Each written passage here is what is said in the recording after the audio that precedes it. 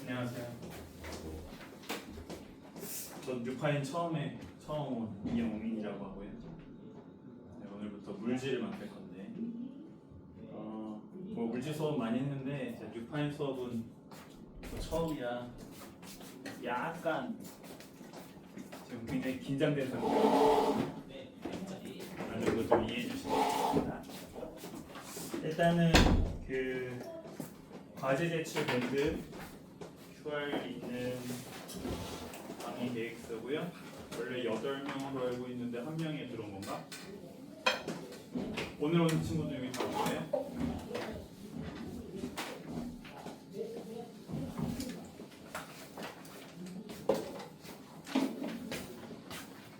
자, 다들 통화는 처음이에요? 통화 2? 네.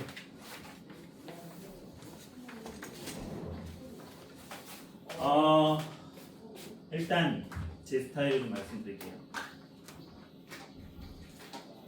제가 원래 강사님들이 전체적으로 다 TMI이긴 한데 제가 좀 많이 TMI입니다.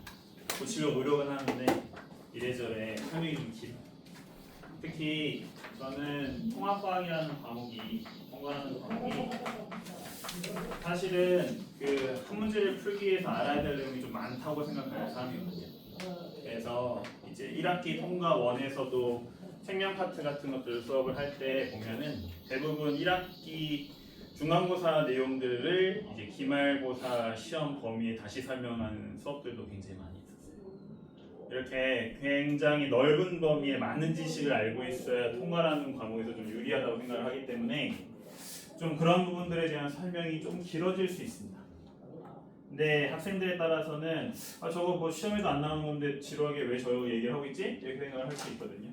근데 넓게 보면 우리가 고등학교 과학이라고 하는 과목을 할 때 필요하다고 생각되는 부분들을 제가 설명하는 것이기 때문에 여러분들이 지금 당장은 좀 필요 없는 것처럼 보인다라고 생각이 들어도 일단은 좀 들어놓고 지식으로 좀 여러분들이 기억을 해줬으면 좋겠다.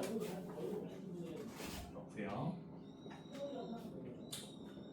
제가 그 사람이랑 친해지는데 좀 시간이 좀 걸리는 스타일이라 처음엔 제가 좀 부자연스러울 수 있는데 점점 좋아질 테니까. 그리고 질문 받는 거 되게 좋아합니다. 어렸을 때 저도 학원 많이 다녔거든요. 제가 중학교 때 학원을 정말 오래 다녔고 그 중학교 때 다녔던 학원 덕분에 이제 그나마 괜찮은 고등학교, 대학교를 나왔어요. 그래서 그때 이제 학원 선생님들한테 질문을 정말 많이 했고 그때 또 도움을 그때 학원 선생님들이 많이 주셨었기 때문에 제가 또 과학에 어느 정도는 성적을 좋게 받을 수도 있었거든요. 그래서 질문 받는 거 되게 좋아하고 너무 허무맹랑한 질문 같은 건 아닙니다. 약간 범위에서 넘어가는 것들도 제가 충분히 즐겁게 질문 받아줄 수 있으니까 일단 생각나는 게 있으면 막 물어보세요. 이런 거 질문해도 되나? 이런 생각하지 마시고 일단 물어보십시오. 알겠죠? 예. 자, 그러면 바로 1강부터 시작할게요. 제가 이 학원 판수 스타일을 잘 몰라가지고 일단 제 스타일대로 할 건데 일단 제가 여기 끝까지 한 면을 채우고 나면 이제 왼쪽부터 지울 건데요. 뭐 혹시 필기를 좀 나중에 하시는 분이라고 하면 저한테 잠깐 시간을 달라고 해도 괜찮고요. 영상은 밴드에 다 올릴 거기 때문에 나중에 밴드 영상을 보고 필기를 보충하셔도 괜찮습니다. 자, 그래서 우리 물질 파트의 첫 번째 1강 지구 열수지와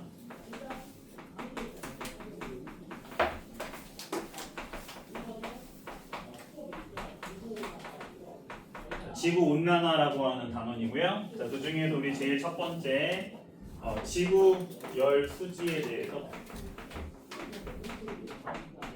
제가 여러분들 수준이 가늠이 안 돼서 이런 이제 아주 기초적인 것까지 설명을 해야 되나 이제 고민이 좀 들긴 드는데 그래도 일단은 제가 최대한 우리 처음이라고 하니까 최대한 기초부터 일단 설명을 하는 걸로 일단 컨셉을 잡아볼게요.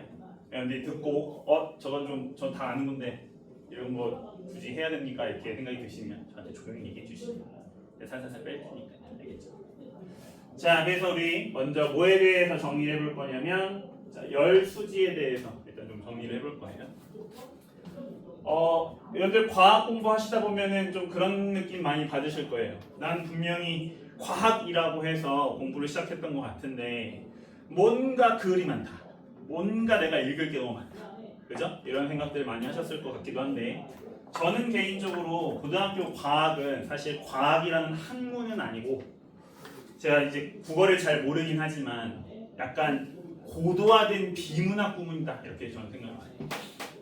그죠? 그래서 이 문제 하나하나가 일종의 비문학 구문이고 이 비문학 구문을 얼마나 잘 해석하느냐가 핵심이다. 다만 답을 구할 때 일반적인 국어 지문처럼 뭐 화자의 의도가 뭐냐 이런 걸 질문하는 게 아니라 거기에 들어있는 과학 지식을 답으로 물어본다. 이게 이제 고등학교 과학이라는 과목의 특징이라고 생각합니다.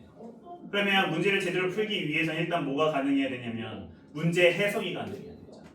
그죠? 그리고 여러분들이 어떤 긴 글, 복잡한 글을 이해를 할 때, 그것들을 해석할 때 가장 기초가 되는 게 뭐예요? 당연히 어휘예요. 단어죠.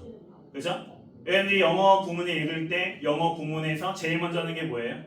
글을 읽고 그 중에서 내가 뜻을 모르는 단어들을 체크를 하고 그것들의 뜻을 확인하는 작업도 제일 먼저 하잖아요. 그죠? 저는 과학도 그게 제일 먼저라고 생각을 해요. 그래서 우리가 어떤 새로운 지식들, 새로운 개념들을 배울 때 가장 중요한 것 중에 하나가 무엇이라고 저는 생각하냐면 이 과학의 개념을 담고 있는 말의 뜻을 정확하게 이해하는 게 중요하다고 생각해요. 그래야 이 말이 어떤 문제에서 형태가 다르게 주어지더라도 의미가 통하기 때문에 얘랑 얘는 같은 뜻이야 라고 여러분들이 이해를 할 수 있겠죠. 그러면 새로운 단어가 나오더라도 이 단어를 넣어서 여러분들이 문맥에 맞게 제대로 해석을 제대로 해낼 수가 있겠죠. 때문에 여러분들이 어휘에 대한 정리들을 잘 해놓는 게 굉장히 중요하다고 생각하고 저는 이제 최근에는 2학년 과목은 물리밖에 제가 강의를 하진 않지만 물리, 화학, 지구과학, 생명 모든 파트에서 전부 다 비슷한 관점으로 이제 접근하는 게 중요하다고 생각합니다. 그래서 여러분들이 열수지라는 말을 딱 봤을 때 이 열수지라고 하는 단어에 들어있는 뜻이 무엇이며 그 열수지라는 말을 이해하기 위해 필요한 보조 개념이 무엇인지를 이해하는 게 중요하다라고 생각을 하고 자 그에 대한 설명을 좀 드리려고 합니다. 이해되시죠? 자 일단 여기 나와 있는 수지라는 표현부터 한번 생각해 볼까요? 자 수지가 무슨 뜻이죠? 자 수는 받아들인다는 뜻이고요. 한자로 지는 나간다는 뜻이에요. 그렇죠? 쉽게 말하면 들어오고 나간다는 뜻이죠. 그냥 열수지 얘를 우리가 알고 있는 말로 풀어보면 무슨 뜻이 되는 거죠? 열의 흡수와 열의 그렇죠. 방출에 대한 얘기다. 그러면 우리 뭐에 대해서 먼저 이해를 해야 돼요? 열에 대해서 먼저 이해를 해야 돼요. 자, 열을 이해하려면 일단 뭘 이해할 수 있어야 돼요? 에너지를 이해할 수 있어야 돼요. 자, 어떤 물질이 갖고 있는 일종의 내재된 힘, 그죠? 내재라는 건 안에 품고 있다는 뜻이죠. 안에 품고 있는 이런 어떤 그 힘의 한 종류를 우리 뭐라고 불러요? 그렇죠. 얘를 에너지라고 불러요. 당연히 이 에너지는 우리 눈에 보이지 않습니다. 하지만 우리가 이 에너지의 크기를 가늠할 수 있게 해주는 하나의 값이 있죠. 그게 뭐죠? 여러분들 태양을 보면 에너지가 커요? 크다고 느껴요? 작다고 느껴요? 크다고 느끼죠. 그죠? 당연히 우리 지구에 비해서 에너지가 어때요? 훨씬 크죠? 그러면 여러분들은 태양의 에너지가 크다는 사실을 뭘 통해서 알 수 있어요? 태양이 그렇죠. 뜨겁다. 그죠? 바로 이 에너지의 크기를 가늠할 수 있게 해주는 우리 눈에 딱 보이는 값 중에 하나가 바로 무엇이다? 온도예요. 온도. 그죠? 바로 어떤 물체나 물질이 품고 있는 에너지를 우리에게 한눈에 보여줄 수 있는 값이 바로 무엇이다? 온도라는 거예요. 온도가 높으면 이 물체가 갖고 있는 에너지가 어떤 거죠? 기본적으로 큰 거예요. 그죠? 온도가 낮으면 어떤 거죠? 작은 거예요. 이해되시죠? 네. 자, 그런데 이렇게 온도가 크면 얘네들은 어떻게 하냐면 그 자신이 갖고 있는 에너지를 계속 몸 안에 가둬둘 수는 없습니다. 그죠? 에너지가 커지고 온도가 높아지게 되면 자기가 갖고 있는 에너지를 어떻게 할 수밖에 없느냐? 바깥에 흘려보낼 수밖에 없다는 거죠. 그죠? 그러면 이 에너지의 일부가 어떻게 돼요? 바깥으로 나오죠. 이때 이 바깥으로 나오는 에너지의 일부를 우린 뭐라고 부르는 거예요? 이걸 열이라고 부르는 거예요. 이해되시죠? 당연히 이 물체의 온도가 높을수록 에너지가 클수록 빠져나오는 열의 크기가 어떨까? 클 수밖에 없겠죠. 온도가 높으면 높을수록 빠져나오는 열이 어떻다? 크다라고 얘기할 수 있어요. 자, 그런데 이 열이라고 하는 게 딴 물체한테 전달이 되겠지, 그지? 우리는 중학교 때 이 열이 어떤 방식으로 전달되는지에 대해서 세 가지 방식을 배웠었죠. 뭐뭐 배웠었죠? 전도, 대류, 그렇죠. 복사 이렇게 세 가지를 배웠었어요, 그죠? 다만 이번 단원에서 앞에 있는 전도와 대류는 중요하지 않기 때문에 설명은 굳이 하지 않을 거고, 자, 세 번째 방식인 복사에 대해서만 한번 설명을 해볼 거예요. 자, 복사가 뭐죠? 열의 복사. 여러분들이 중학교 때 배웠던 거 혹시 기억나는 거 있으면 복사가 뭡니까? 자, 우리가 이제 캠프파이어나 뭐 모닥불이나 뭐든 피워놓고 불을 피워놨을 때, 그지? 그 불 가까이 가면 뭘 느껴? 따뜻함을 느끼지, 그지? 내가 왜 따뜻함을 느끼는 거야? 그 불에서부터 나에게 뭐가 전달됐기 때문에, 열이 전달됐기 때문에, 그지? 근데 우리 눈에 열이 보이진 않잖아, 그지? 근데 이 열이 우리한테 이 공간을 넘어서 전달이 됐어, 그지? 요게 바로 복사란 말이야. 근데 우리 이렇게만 알면 안 돼. 실제로 뭘 통해서 전달되는지 우리가 알고 있어야 되지, 그지? 일단 우리 교과서에서 복사를 뭐라고 설명하냐면, 복사는 무엇을 통해 전달되는 열의 전달 방식이다? 자, 빛을 통한 열의 전달 방식이다. 이렇게 얘기하게 돼요. 하지만 이건 우리 중학교 수준까지야. 자, 우리 고등학교 2학년 때부터는 조금 어려운 말을 써야 돼. 알겠지? 그래서 그 말도 살짝 알려줄게. 자, 우리 과학에서 빛을 이제 좀 더 과학적인 표현으로 우리가 뭐라고 바꿔서 표현한다?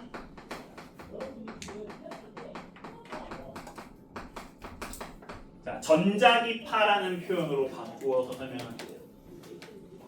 자, 정리하면 복사라고 하는 열의 전달 방식은 어떻게 설명할 수 있다?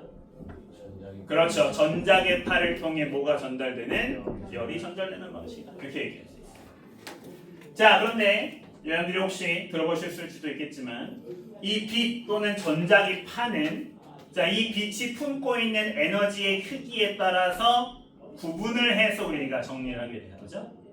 그렇죠? 자, 그래서 우리 빛의 종류라는 걸 배웠나? 전자기파의 종류 배웠어요, 혹시?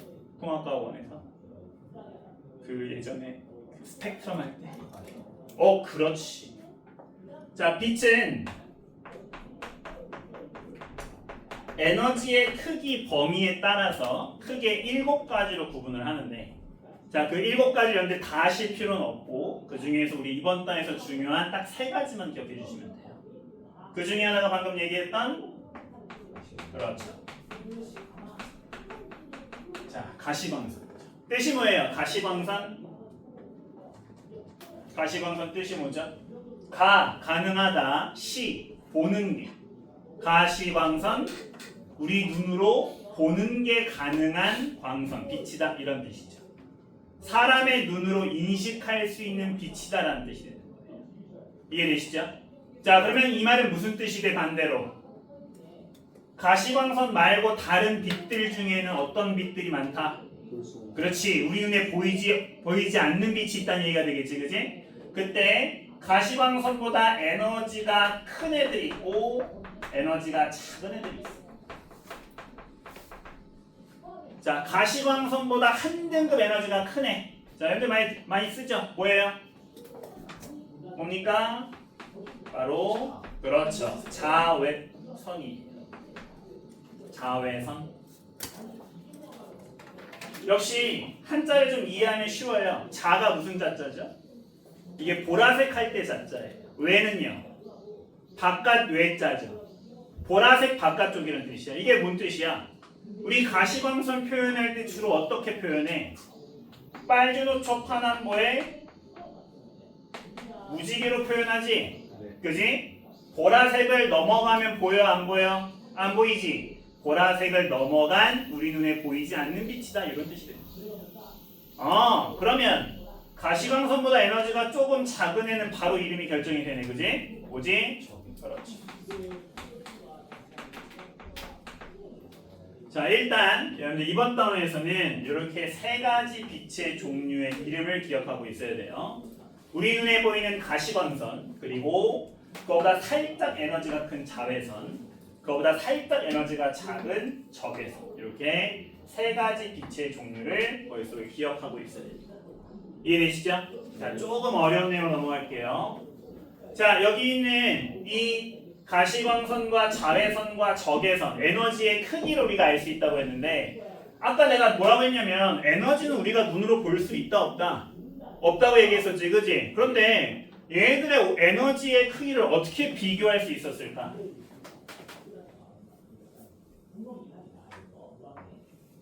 에너지는 분명히 크기를 알 수 없다고 했어. 그런데 에너지가 크다, 에너지가 작다로 지금 구분을 했잖아, 그지? 그러면 이 에너지 대신에 대신 볼 수 있는 뭔가가 있다는 거 아니야, 그지?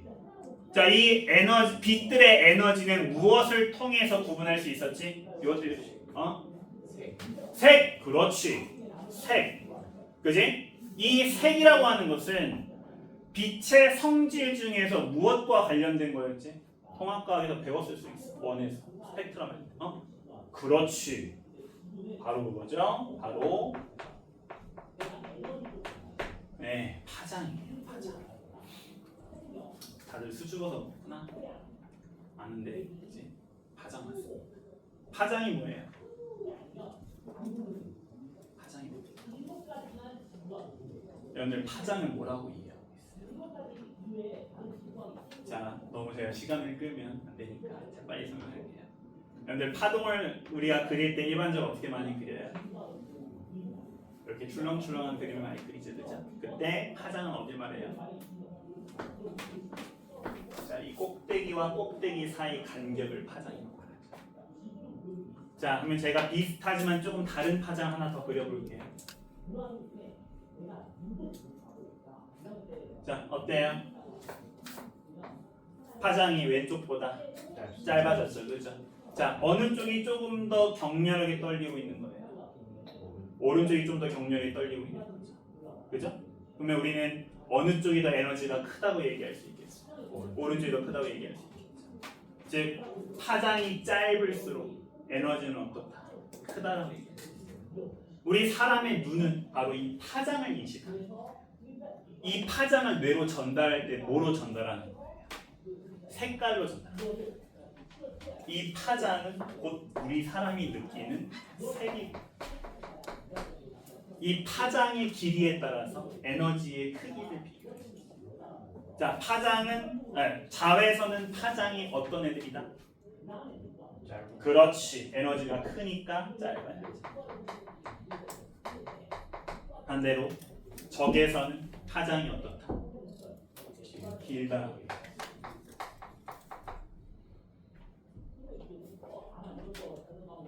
여기까지 정리가 될까요? 괜찮나요? 자, 그래서 우리가 지금 복사라고 하는 내용까지 쭉 한번 정리를 해봤어요. 그죠? 자, 이제 우리 태양과 지구의 관계를 한번 생각을 해볼게요. 다들 알다시피, 자, 태양은 우리 지구에 비해서 뭐 비교도 안 될 만큼 커요. 어마어마하게 크죠. 자, 온도도 어때요? 엄청나게 높죠? 기본적으로 표면 온도가 6천만 켈빈이니까 사실 우리 지구에 비해서는 너무나도 뜨겁죠, 그죠? 당연히 어때요? 내보내는 에너지가 엄청나게 크겠죠? 하지만 우리 지구로 전달되는 에너지는 그중 극히 일부예요. 자, 처음에 우리 지구가 생긴 지 얼마 안 됐다고 한번 생각을 해봅시다. 그러면 자, 태양이 우리 지구한테 100의 에너지를 보내주고 있었다고 해볼게요. 아직 지구는 생긴 지 얼마 안 됐기 때문에 온도가 어떻다고 생각하자면 좀 낮았다고 한번 생각을 해볼게요. 그죠? 생긴 지 얼마 안 돼서 온도가 좀 낮았다고 한번 가정을 한번 해봅시다. 자, 아까 제가 뭐라고 했냐면 온도가 낮으면 내보내는 에너지가 어떻다고 했죠? 그렇죠. 작다고 했었죠. 그죠? 그래서 이 지구는 아직 에너지를 10밖에 못 내보내고 있는 상태다. 한번 이렇게 한번 생각을 해볼게요. 자, 그러면 태양은 지구한테 100이라는 에너지를 보내주고 있는데 지구는 10밖에 못 내보내. 그러면 이 지구에는 지금 몇의 에너지가 쌓이게 되지? 그렇죠. 90의 에너지가 쌓이게 되죠. 에너지가 쌓였으니까 이 지구는 어떻게 되겠어? 온도가 높아지겠지, 그지? 자, 이 지구의 온도가 높아져. 그러면 이 높아진 온도만큼 내보내는 에너지가 어떻게 될까? 그렇지, 커지겠지, 그지? 이 에너지가 점점점 커지게 됩니다. 여전히 태양에서 오는 에너지가 훨씬 크기 때문에 우리 지구는 계속 에너지가 쌓이겠지? 그와 함께 어떻게 되겠어? 그렇지, 에너지가 계속 커지게 될 거야. 언제까지 커지게 되겠어? 그렇지, 그지? 들어온 것과 나가는 게 똑같아지면 더 이상 추가로 에너지가 쌓여 안 쌓여? 안 쌓이지. 온도가 더 이상 올라가지도 내려가지도 않게 되겠지. 그때부터 그 지구의 온도는 어떻게 된다? 일정하게 유지가 될 거라. 문인지에 대해서요. 자, 결국 현재 우리가 지금 보고 있는 지구는 어떻게 된 상태다? 태양에서 백을 보낸 만큼 이 지구가 그에 맞게 뜨거워져서 몇의 에너지를 역시 내보내고 있는 상태, 백의 에너지를 내보내고 있는 상태. 들어온 것과 나가는 것이 같기 때문에 우리 지구의 에너지는 변한다, 안 변한다? 안 변하는 상태가 돼야 되겠지, 그지? 자, 에너지가 안 변하니까 온도 역시 변한다, 안 변한다? 안 변하는 상태가 돼야 되겠지.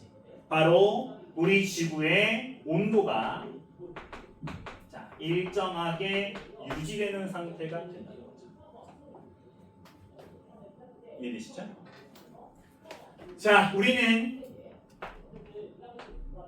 자, 이런 내용을 자, 요렇게 우리 지구가 현재 이루고 있는 요 상태를 뭐라고 표현한다? 지구의 무슨 상태? 그렇죠. 복사 평형 상태라고 설명합니다.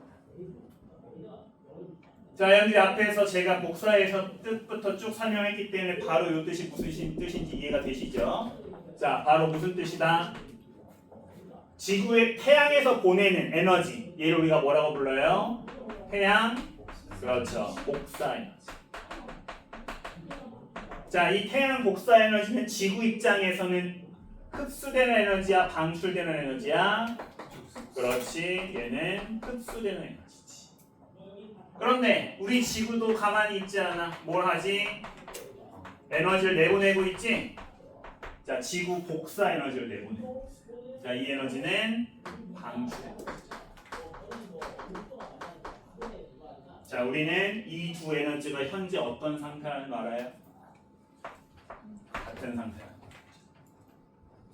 자, 이때 주의할 점 역시 통합과학에서 한번 여기 달았을 거야. 지구 복사 에너지에 요 복사, 그지? 자, 요거 뭐로 바꿔서 오답 보기 잘래?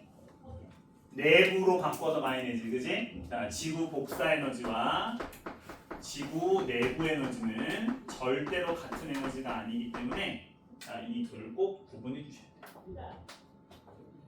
자, 두 번째, 자, 이런 복사 평형에 도달하게 되면 우리 지구의 에너지는 변한다, 안 변한다?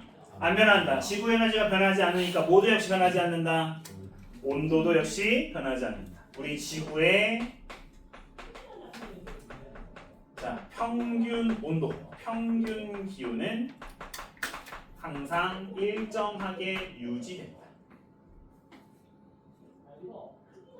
자, 이 온도가 일정하게 유지된다는 말과 복사 평형은 완전히 같은 말이에요. 그래서 이 둘을 항상 같은 뜻으로 여러분들이 이해를 해주시면 됩니다. 복사 평형이 일어났다. 자, 평균 기온이 일정하다. 평균 기온이 일정하다. 복사 평형이 일어나다. 그런데 우리 지구와 태양이 항상 상태가 똑같진 않아. 가끔씩 상태가 살짝 변할 수 있어. 그지? 갑자기 태양의 활동이 막 활발해질 수 있단 말이야, 그지? 그러면 어떻게 되겠어? 자, 태양의 활동이 갑자기 활발해졌어. 그러면 어떻게 되겠어? 그렇지. 우리 지구에 무슨 양이 늘어나게 되는 거야? 흡수량이 늘어나게 되겠지, 그지? 자, 흡수량이 늘어나게 되면서 자, 우리 지구의 상태는 어떻게 변할 것이다? 당연히 흡수량이 너무 많아졌으니까 그렇지, 온도가 상승하는 것이다. 자, 갑자기 우리 지구가 빛을 대량으로 반사하는 어떤 일이 생겼어. 구름이 너무 많이 껴가지고 자, 반사량이 엄청나게 생겼어. 그러면 반대로 어떻게 되겠어? 흡수량과 방출량 중에서 그렇지. 방출량이 커지겠지. 그러면 이 경우에 지구의 온도가 어떻게 돼? 그렇지. 하강. 자, 이렇게 우리 지구는 기본적으로 복사 평형 상태를 이루고 있지만 아주 가끔씩 특별한 이벤트 때문에 이 평형이 깨질 수가 있어. 뭐가 한 거야? 태양. 요거 활동. 태양 활동이 올라갔다. 화살표는 올라갔다는 뜻이야. 글씨가 좀 이상하죠. 제가 급히 쓰려고 하다 약간 글씨체가 이상해졌어. 또박또박. 안 보이는 거 물어보세요. 자, 여기서 이제 좀 정리해 주시면 좋겠는 거. 일단 자외선, 가시광선, 적외선, 빛의 종류 세 가지 이름들 꼭 외워두셔야 돼요. 앞으로 계속 나올 겁니다. 그 다음에 어려운 문제들 위 대비해서 파장의 길이에 따라서 이것들을 구분할 수 있다는 거 꼭 암기를 해주셔야 돼요. 알겠죠? 네. 자, 복사평형의 뜻을 여러분들이 완벽하게 이해해 주시면 좋겠는데 바로 기온이 일정하다와 복사평형이 일어났다는 같은 말이라는 거, 그죠? 이 둘은 동의어라는 것을 여러분들이 기본적으로 이해를 해주시면 되고, 그래서 복사평형이 깨졌어? 아, 온도가 변하겠구나. 복사평형이 일어났어? 온도가 일정하겠구나. 이런 식으로 온도와 복사평형과의 관계를 이해보시면 좋겠어요. 그리고 앞에 설명한 이 내용들은 여러분들이 그래도 좀 더 자세히 이해했으면 좋겠다 싶어서 좀 자세하게 드린 TMI니까 좀 어려운데 생각하시면 그냥 넘기셔도 괜찮고, 제가 방금 강조한 내용들만 정리하셔도 충분해요. 이해되셨나요? 네. 좋습니다. 괜찮니? 너무 빠르거나 느리거나 답답하거나 그러진 않니? 괜찮습니다. 괜찮니?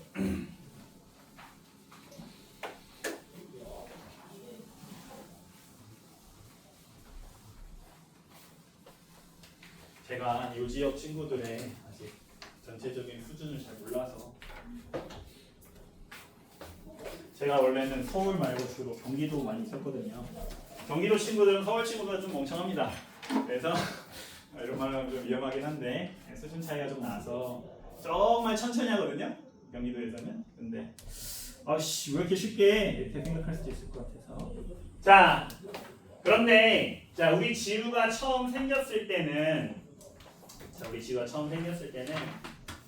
대기가 별로 없었어요.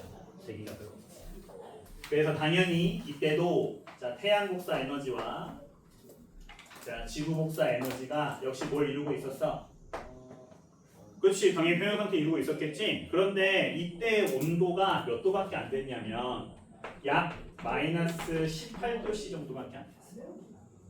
자, 이게 지구 전체 평균이거든. 근데 이게 지구 전체 평균이 마이너스 18도씨면 북극이나 남극은 대략 한 영하 90에서 100도까지 떨어지는 온도예요. 엄청나게 추운 거지, 그렇지? 기본적으로 이 온도에서 생명체가 살 수 있어, 없어? 없지. 당연히 대기가 없으면 생명체가 못 사는데 그 여러 가지 이유 중에 뭐도 있었던 거야. 너무 낮은 온도도 있었던 거야.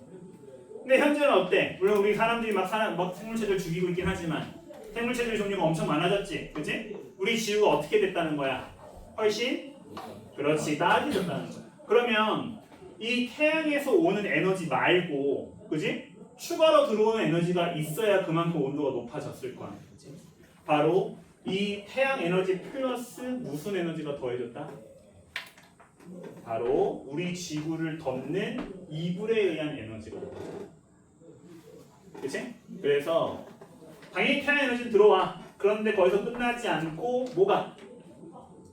이 이불이, 그렇지, 우리한테 이렇게 에너지를 더 줬다는 거지. 자, 당연히 현재도 평형 상태고, 하지만 들어온 에너지가 훨씬 많아졌지. 아까 얘기했던 것처럼 어떻게 된 거야? 온도가 쭉 높아진 거야. 약 몇 도 정도까지? 영상 15도씩까지. 무려 30도 이상이 올라가는 자, 이런 효과가 나타나. 자, 여기서 중요한 건 뭐지? 분명히 이불을 덮었어. 근데 이불이 아니야. 이불 효과라고 부르지 않는 이유가 여기 있는 거야. 왜? 이불을 덮으면 바깥에 있는 열이 들어올 수 있어, 없어? 없지. 근데 얘 지금 어떻게 되고 있어? 바깥에 있는 게 들어오고 있지, 그지? 이거 플러스 얘가 지금 열을 더 주고 있는 거야. 그지? 자, 근데 이 구조가 뭐랑 매우 닮았어? 바로 비닐하우스랑 매우 닮았어. 비닐하우스. 그지? 우리 비닐하우스 겨울에 농작물들 키우기 위해서 하잖아, 그지? 왜 비닐로 굳이 만들어? 왜 집을 안 지어주고 비닐로 만드는 거야? 그렇지, 뭐가 들어와야 되니까. 햇빛이 들어와야 되니까, 그지? 근데 햇빛이 들어오는데 뭐까지 유지하려고? 안에 있는 따뜻한 히터 열까지 유지하려고 비닐로 만드는 거야. 맞지? 똑같이 바깥에 빛도 들어오고 열도 주고, 그지? 이 비닐하우스를 우리가 한자로 뭐라고 불러?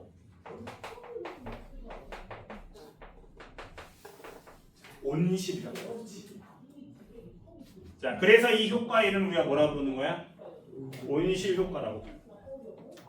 이해되지? 자, 그러면 뭐가 필요해? 이 대기 이불은, 내가 이불이란 말을 계속 써서 미안하긴 한데, 자, 이 대기 이불은 어떤 성질을 갖고 있어야 돼? 방금 내가 설명을 말했다. 어떤 성질을 갖고 있어야 되지? 일단 태양빛 대부분은 통과를 시켜야 돼. 그치? 그래야 들어오잖아. 거기에다가 다른 에너지를 뭔가 줄 수 있어야 되잖아. 이해되지? 그치? 자, 바로 이런 조건을 만족하는 애들이 이 온실 효과를 일으킬 수 있다. 내 말 이해되니? 자, 바로 온실 효과. 우리 대기에, 자, 지구의 복사 에너지 일부를 흡수했다가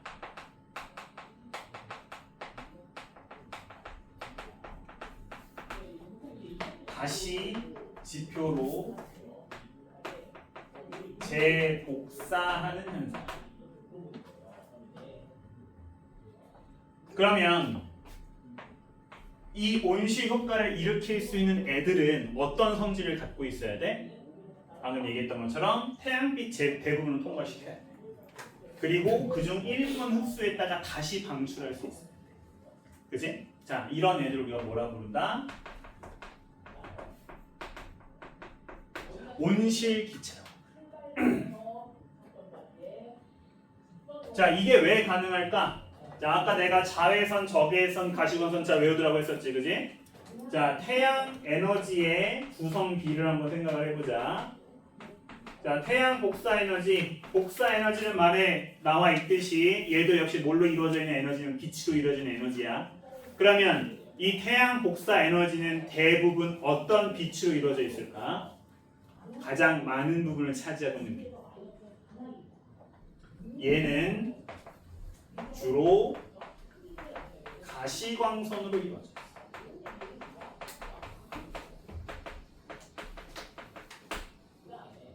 물론 에너지가 크기 때문에 너희들도 잘 알고 있는 것처럼, 여러분도 잘 알고 있는 것처럼 당연히 자외선과 적외선도 많이 포함을 하고 있습니다. 없는 게 아니에요. 하지만 주요 에너지는 가시광선. 우리 눈에 잘 보이지 태양빛, 그지? 가시광선이 이루어져 있는 거야. 반면에 우리 지구가 복사하는 지구 복사 에너지는 어떨까? 여러분들 지구가 내보내는 에너지 본 적 있습니까? 본 적 없죠? 그죠? 얘는 우리 눈에 보이지 않는 빛이에요. 우리 지구, 태양보다 훨씬 온도가 낮잖아, 그지? 바로 얘네들은 주로 뭘로 이루어져 있는? 그렇죠. 적외선으로 구성되어 있는 거지. 그러면 이 온실기체들은 어떤 성질을 갖고 있는 애들인 거지? 뭐는 잘 통과시켜야 돼? 그렇지. 가시광선을 잘 통과시켜야 돼. 태양 에너지를 많이 흡수하면 안 돼. 뭘 많이 흡수하는 애들이야? 그렇지. 적외선을 흡수하는. 바로 온실기체의 가장 중요한 특징.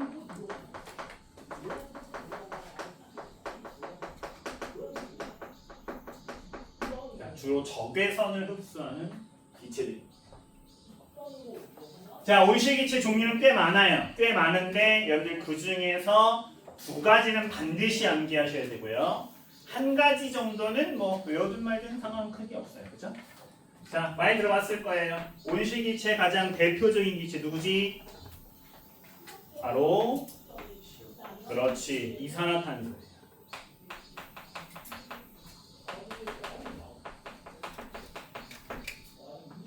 이산화탄소는 사실 온실 효과 자체는 그렇게 크지 않습니다. 온실 효과 자체는 비교적 작은 편이에요. 그런데 왜 얘가 제일 중요해? 모든 온실 기체 중에 가장 양이 많아요. 그렇죠. 가장 양이 많기 때문에 영향력도 어떻다? 가장 세요. 그렇죠. 영향력도 가장 세요.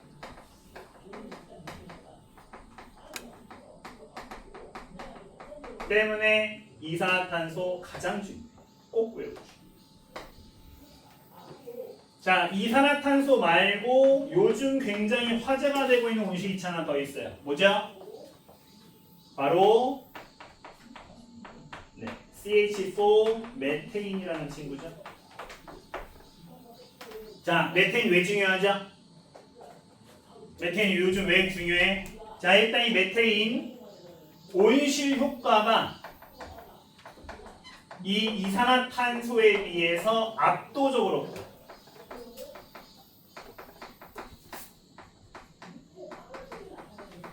하지만 양은 원래 되게 적었어. 엄청 적었기 때문에 별 위협이 안 됐단 말이야. 문제는 얘가 왜 늘어나고 있다? 바로 자, 가축 증가로 인해 같이 늘어나고 있어. 저 예전에 이 얘기 듣고 진짜 우스갯소리인 줄 알았는데 가축들이 사료를 먹으면 뭘 해? 트름을 해. 그지? 트름을 하고 방귀를. 왜냐면 얘들은 우리가 풀을 먹잖아, 초식동물들이. 근데 이 초식동물들이 풀을 먹을 때 진짜 풀을 소화하는 게 아니야. 대신 이걸 소화시켜주는 애들이 누구야? 이 초식동물 안에 있는 미생물들이야. 근데 이 미생물들이 이 사료를 소화할 때 뭐가 나와? 얘가 나와. 그지? 너희들 뭐 예전에 그런 얘기 들어본 적 있지? 보리밥 많이 먹으면 방귀 많이 낀다 이런 얘기 들어본 적 있잖아, 그지? 실제로 이런 식이성 물질들을 많이 먹으면 이것들이 많이 나오게 되는데 진짜로 얘네들이 문제야. 근데 우리 인류가 늘어나면서 인구가 증가하면서 어떻게 됐어? 같이 육류수도 증가하게 되고 가축도 늘어나게 됐지? 이것의 증가율이 생각보다 어마어마한 거야. 그래서 실제로 큰 문제야. 자, 이 둘은 굉장히 중요한 온실기체이기 때문에 꼭 기억해 주시고요. 나머지는 이름 정도만 기억해도 좋습니다. 자, 수증기. 자, 수증기도 온실기체이긴 한데 얘는 자연적인 기체라 자, 별로 이 온실 효과에는 큰 영향을 끼치지 않습니다. 자, 가끔 책에 좀 복잡한 이름 자, 일산화 이질소라는 친구가 나오는데 그냥 뭐 이런 애가 있나 보구나 하고 넘어가시면 돼요. 자, 온실기체 자연적인 기체. 그죠? 위에 있는 얘네들은 우리 인간 때문에 늘어났지? 근데 얘는 원래 있던 애잖아. 그지? 그래서 온실 효과에 엄청난 효과를 주시는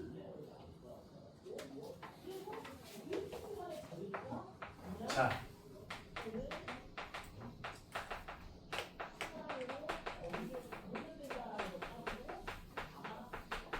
온실 효과는 나쁜 겁니까?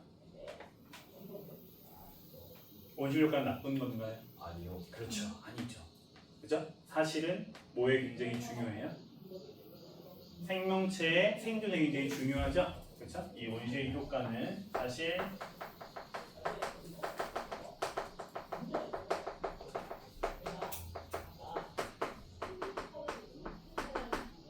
생명체 생존에 매우 중요합니다. 자, 여러분들 대기의 주성분은 뭐예요? 우리 지구 대기의 주성분 질소와 그렇죠 산소죠. 자, 얘네들은 온실 효과를 줘야 안 줘요? 얘네들은 온실 효과가 없습니다. 거의 없어요. 그래서 이산화탄소의 온실 효과의 영향이 가장 크다. 자, 온실 효과에서 여러분들이 기억하셔야 될 것은 온실 효과가 정확하게 무엇이며 온실 기체에 해당하는 두 가지 중요한 기체의 이름과 특징을 정리해 주시는 겁니다. 사실 여기에서는 문제가 엄청 많이 출제가 되진 않거든요.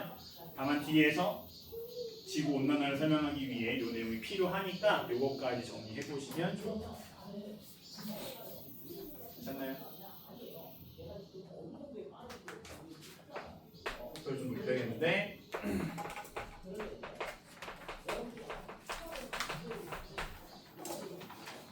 자, 그래서 이제 지구 열수지로 돌아옵니다. 자, 지구 열수지. 우리 아까 지구 전체에서 복사 평형이 일어나고 있다 얘기했었고요. 그 다음에 지구에 있는 대기 중 일부가 온실 효과를 일으키고 있다는 얘기 했었어요. 그죠?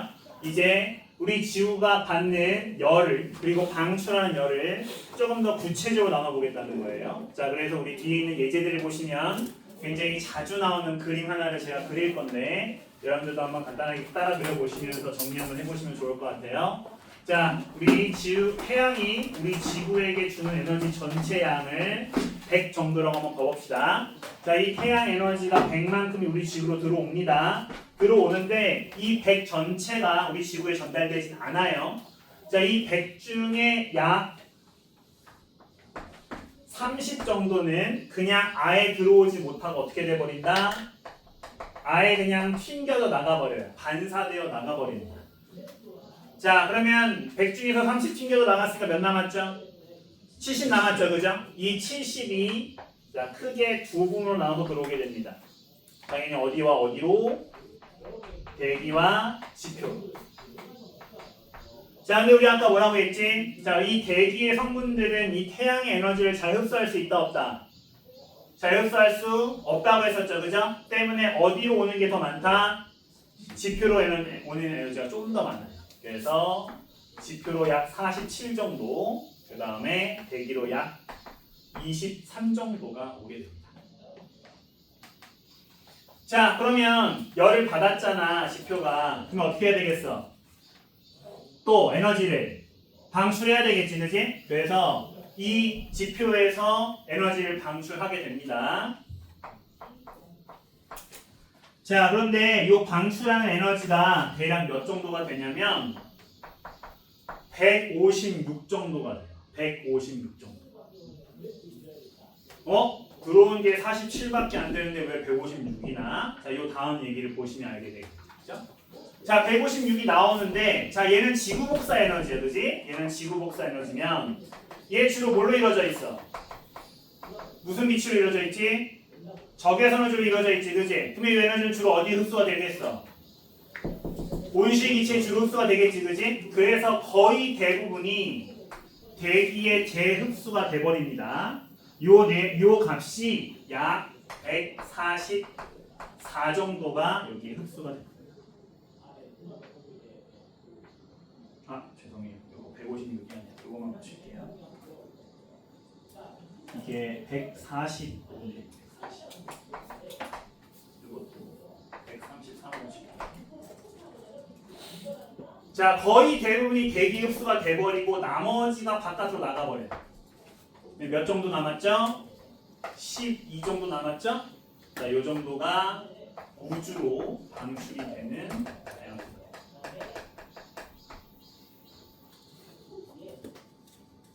자, 그러면 대기도 에너지를 받았잖아, 그지? 자, 대기도 에너지를 받았으니까 이 대기도 뭐 해야 되겠어? 에너지를 방출해야 되겠죠, 그죠? 그래서 이 대기가 자, 지표와 우주로 에너지를 방출하게 되는데, 자, 지표로 재방출하는 에너지가 몇을 방출하게 되냐면 98을 방출하게 됩니다.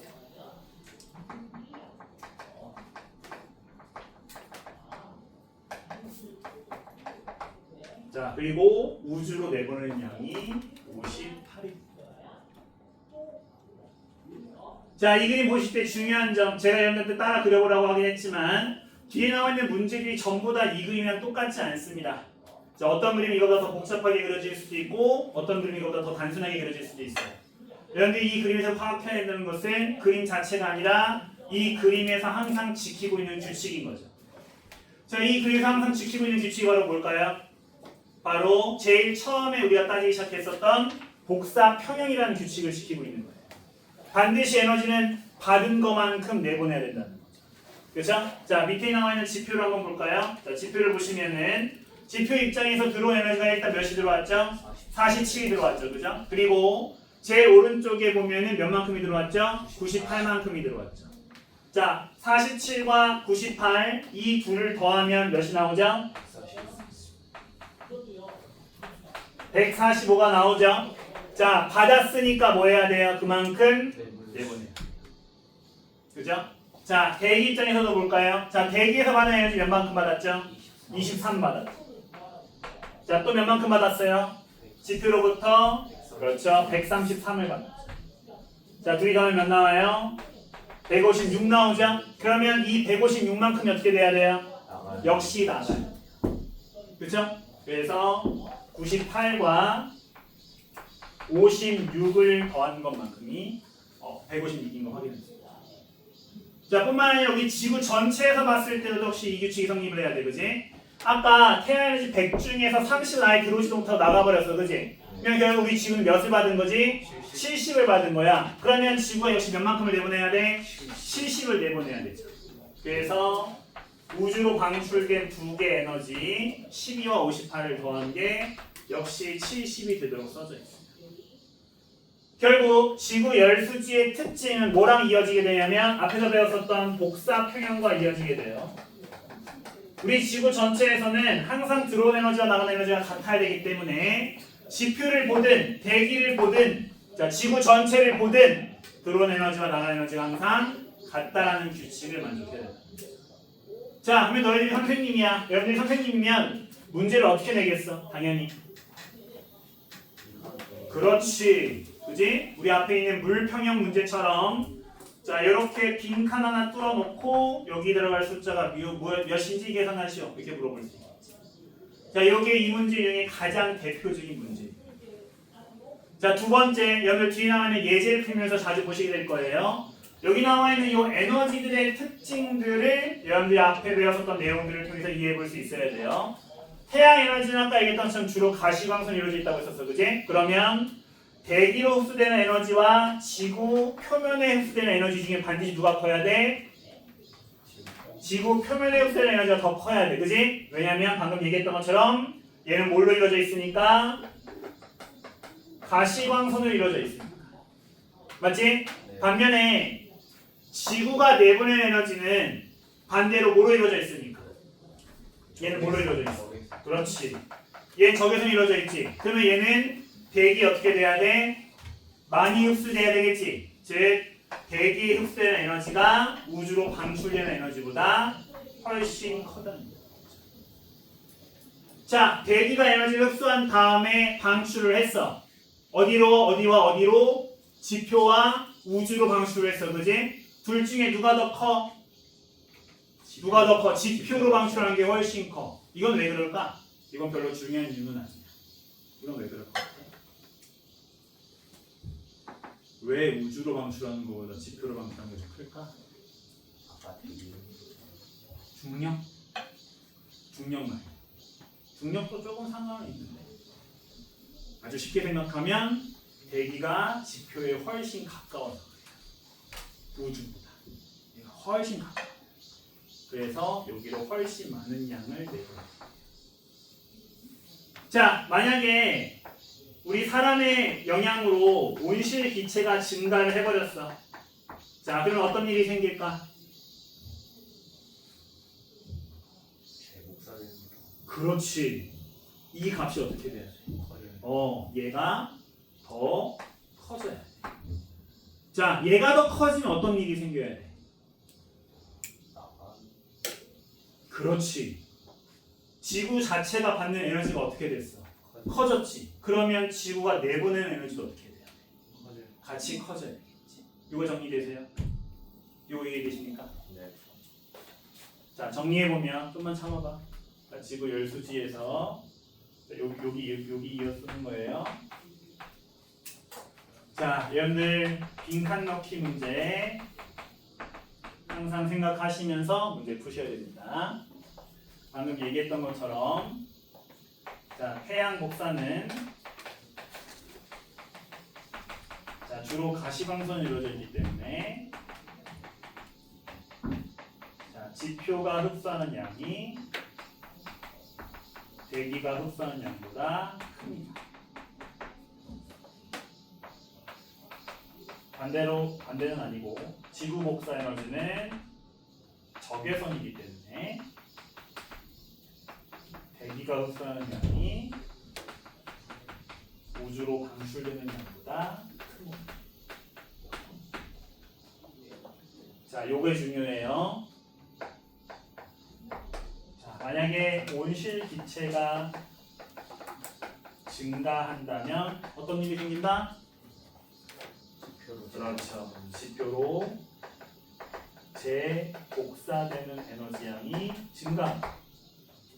그로 인해 지구가 다시 내보내는 지구 복사 에너지 역시 증가하게 되는 거죠.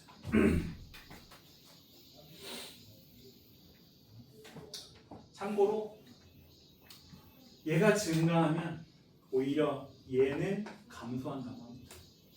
이건 별로 중요하진 않대요. 자, 밑에 있는 가 지표로 재복사하는 양이 증가하면 우주로 방출되는 양은 감소한다. 왜 그러냐면 온실 기체가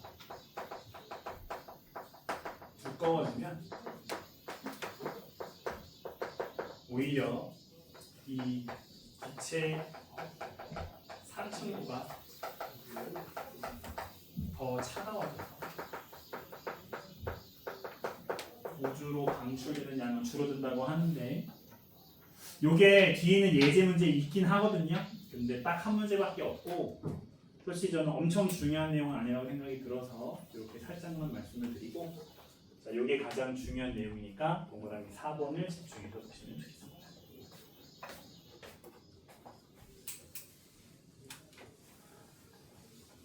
저가 강의계획서에 써놓은 것처럼 한 55분 수업하고 10분 정도 쉴 거예요. 물론 제가 오늘 수업을 좀 늦게 시작해서 55분 수업을 안 하긴 했는데 좀 힘들어 보이니까 살짝 쉬고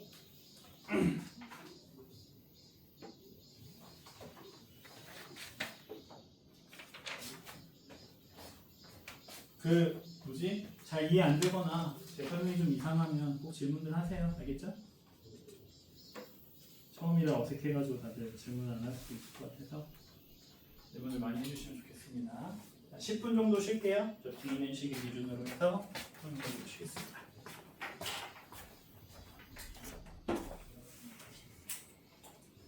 기체 상승부가 더 차가워지네요. 예스. N2O를 뭐라 해도 N2O?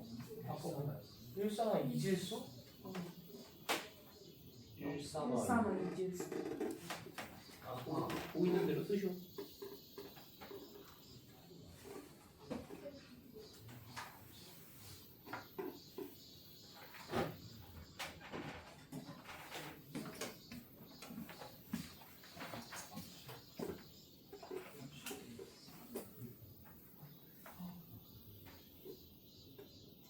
근데 내용상 아까 이거 5시 반까지였잖아.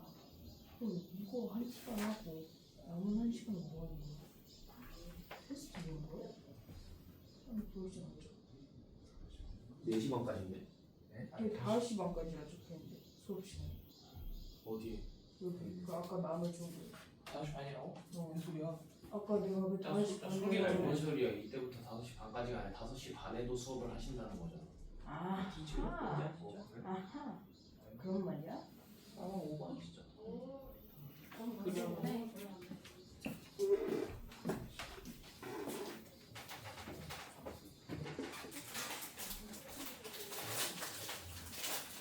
아, 상층부인데 상승부라고 썼어.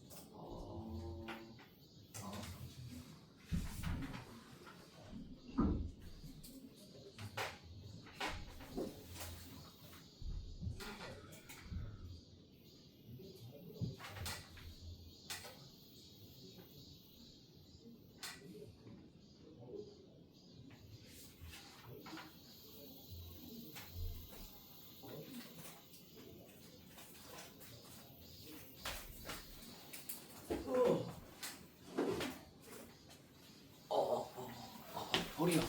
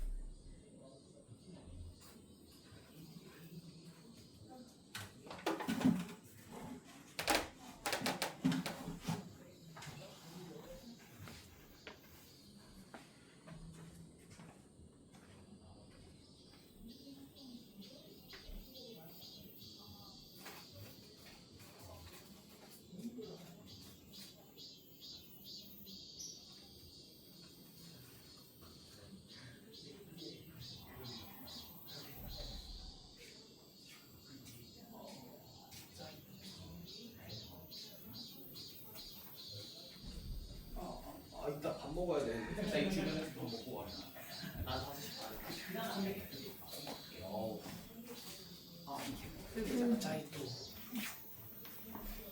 영상 돌아가고 있었네. 안 끊으시나? 나 손을 앞에 가서 앉아봐.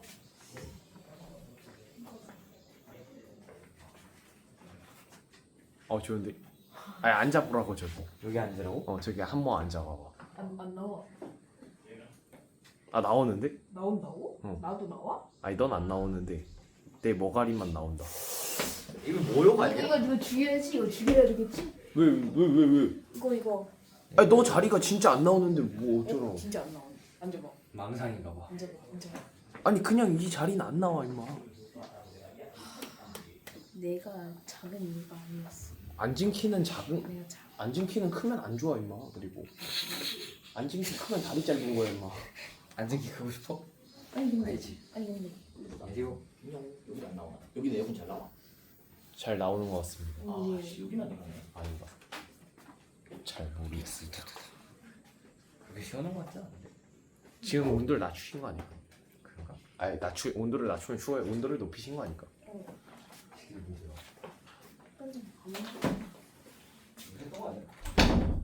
다른 거야 이거. 그건 물이고 이거는 열이야. 오. 중학교 때도 아니고. 그랬나? 우아쌤이 할것 같은데. 김우아 선생. 무엇을? 여기서 내가 멘탈이 터졌어. 벌써? 맞아. 아직도 아 이해 했어. 그래 했다. 아직도 이해 못하겠어. 정영일 선생님 수업 들으면 바로 돼. 김이? EBS 1타. EBS 1탑 서울대. 서울대야? 서울대 아니야? 아 진짜 거치긴 하네. 찾아볼까? 나 쉬는 시간 몇 분까지 했지? 기억이 안 나. 니네도 시작한 거 아니야? 방금 전까지 여기 오셨으니까. 정영일 쳤는데 왜 바로 안 나와? EBS 1탄데 안 나와? 정명일 과학이라 해서. 정영일. 그렇지. 보라지. 홀로 나와야지. 어디에? 존나 멋있어 이랬어. 간신데? 역시 오이시. 자, 이랬지. 이렇게 하는 거야. 알겠지? 여기 쌤 멋있어. 정영일 선생님이 진짜 멋있습니다. 그러니까. 안유민 선생님은 안녕히 있어. 돌팔이 깼다. 실력은 진짜 있으신데 약간 이게 강의력이 안유민 쌤의 그 신화 설명을 듣고 이해한 적이 없다. 진짜 처음 들어본데. 뭔 소리 하는지 하나도 모르겠다. 이민가? 왜? 이민가냐고? 이민가. 이거 한중인이네 한중인 수업. 이민소요? 뭘 이민이야 이민은 아메리카노 가는 대한민국 화이팅. 미쳤다. 잘 마시고. 잘 가시고. 야. 항상 쉬는 시간. 형선이 지금 뭘 보는 거야? 봤는데 보자마자 개인사 써있어. 형선이 뭐니 진짜.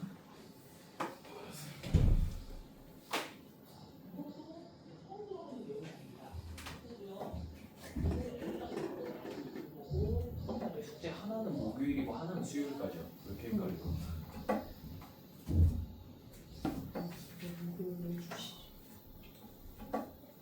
진짜 맛있겠네.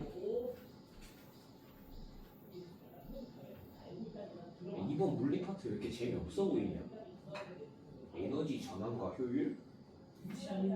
이름부터가 레전드 노잼인데? 전기 에너지 생산.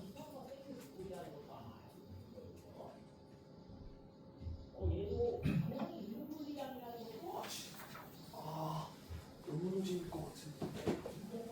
왜 형님 좌절해? 인수해 인수? 너가 인수야? 왜 좌절해?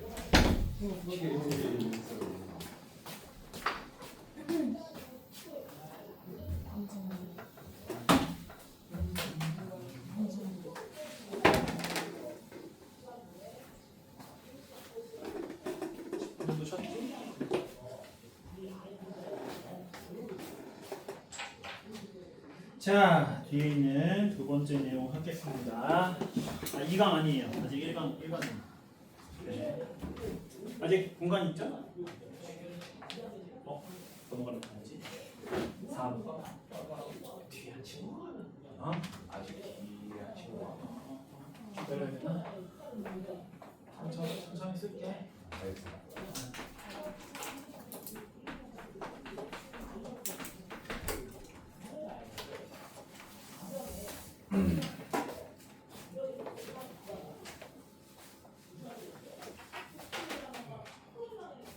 자, 지구온난화. 온실효과는 아까 제가 강조했던 것처럼 나쁜 효과는 아닙니다. 사실 우리 생명체에게 없어서는 아주 중요한 현상이죠. 그런데 이제 최근 들어서 이 온실효과가 너무 지나치게 강화되고 있죠.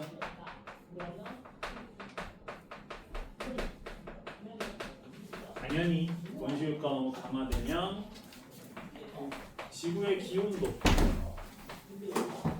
필요 이상으로 상승하는 현상이 생기게 될 거고요. 자, 바로 이 현상을 지구 온난화라고 하는 겁니다. 쉽게 말하면 온실효과는 나쁜 게 아닌데 그게 지나쳐져서 나빠진 게 지구 온난화다. 이렇게 정리해 볼 수 있겠죠? 지구 온난화의 주범은 누굴까요? 사람 중에서도 이것저것 사람들이 많잖아요, 그죠? 가장 주범은 미국과 중국이에요. 그쵸? 정말입니다. 미국과 중국이 이산화탄소 배출량이 전 세계 1위, 2위이기 때문에 얘네가 다 나쁜 애들이야. 우리나라는 인구수가 적어서 우리가 아무리 많이 내보내도 중국, 미국에 비하면 상대가 안 됩니다. 그런데 미국 애들이 그 말에 발끈한 거지. 야, 아니야. 우리 잘못 아니야. 야, 옛날 우리 지구의 역사를 봐. 빙하기도 있었는데 지금은 엄청 따뜻해졌잖아. 그지? 지금 이렇게 날씨가 더워지고 있는 건 우리 잘못이 아니라 그냥 자연적인 변화일 뿐이야. 오버하지 마. 우리 곧 추워질 거야. 라고 주장한 미국 학자들이 엄청 나왔어요. 그죠? 그런데 또 이 환경 문제에 발끈하는 친구들이 또 어디 나라는 사람들입니까? 어디예요? 유럽 사람들이죠. 그죠? 네, 유럽 사람들은 또 환경 문제에 발끈하잖아요. 무슨 소리? 이게 다 우리 인간의 잘못이다. 그래서 실제로 이 두 학자들이 굉장히 이제 논쟁을 펼친 적이 있어요. 자, 과학자들이 서로 싸움이 붙었어. 뭐 해야 돼? 난반 가니까 뭐 야차를 떠야 된다고 하는데 아니죠? 그렇죠? 과학자들은 야차를 같은 거 하면 안 되죠. 뭐 해야 돼요? 실험을 해봐야죠, 그죠? 그래서 자, 우리 과학에서 과학적으로 기후 데이터를 한 게 1900년도부터예요. 지금까지 한 120년 정도 지났죠, 그죠? 그동안 쌓인 데이터들이 있을 거 아니에요, 그죠? 이 데이터들을 컴퓨터 시뮬레이션 한번 돌려본 거예요. 그래서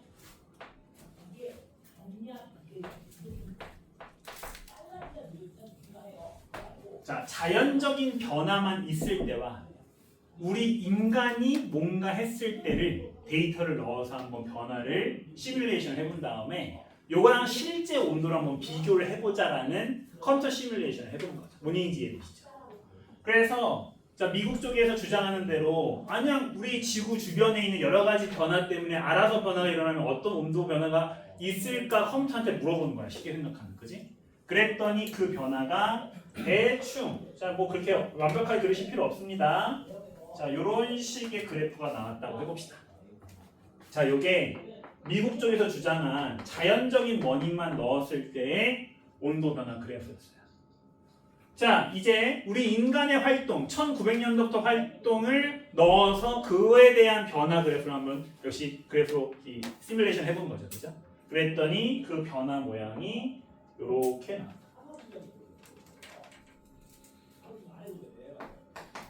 자, 여러분들 그래프의 의미를 잘 정리해 보세요. 이 두 그래프는 실제 값이에요? 아니요. 그렇죠, 아니죠? 얘네들은 그냥 시뮬레이션 값입니다, 그죠? 그럼 이제 얘네들 뭐 해봐야 되겠어? 그렇지, 실제 값을 한번 비교해봐야 되겠지, 그지? 그래서 이 값들을 이때 당시 측정된 이산화탄소 농도와 온도 그래프를 한번 비교를 해본 거죠.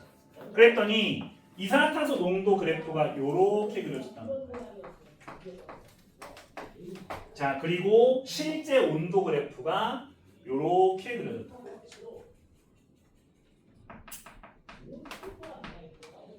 자, 이 실험 결과, 이 시뮬레이션 결과를 보고 우리가 얻을 수 있는 결론이 무엇입니까? 첫 번째. 그렇지. 결국 두 개의 시뮬레이션을 비교했을 때 실제랑 비슷한 게 누구기 때문에 인위적 변화를 넣은 것이기 때문에, 그지? 결국 현재 지구 온난화의 주된 원인은 당연히 뭐다? 인간 활동이다.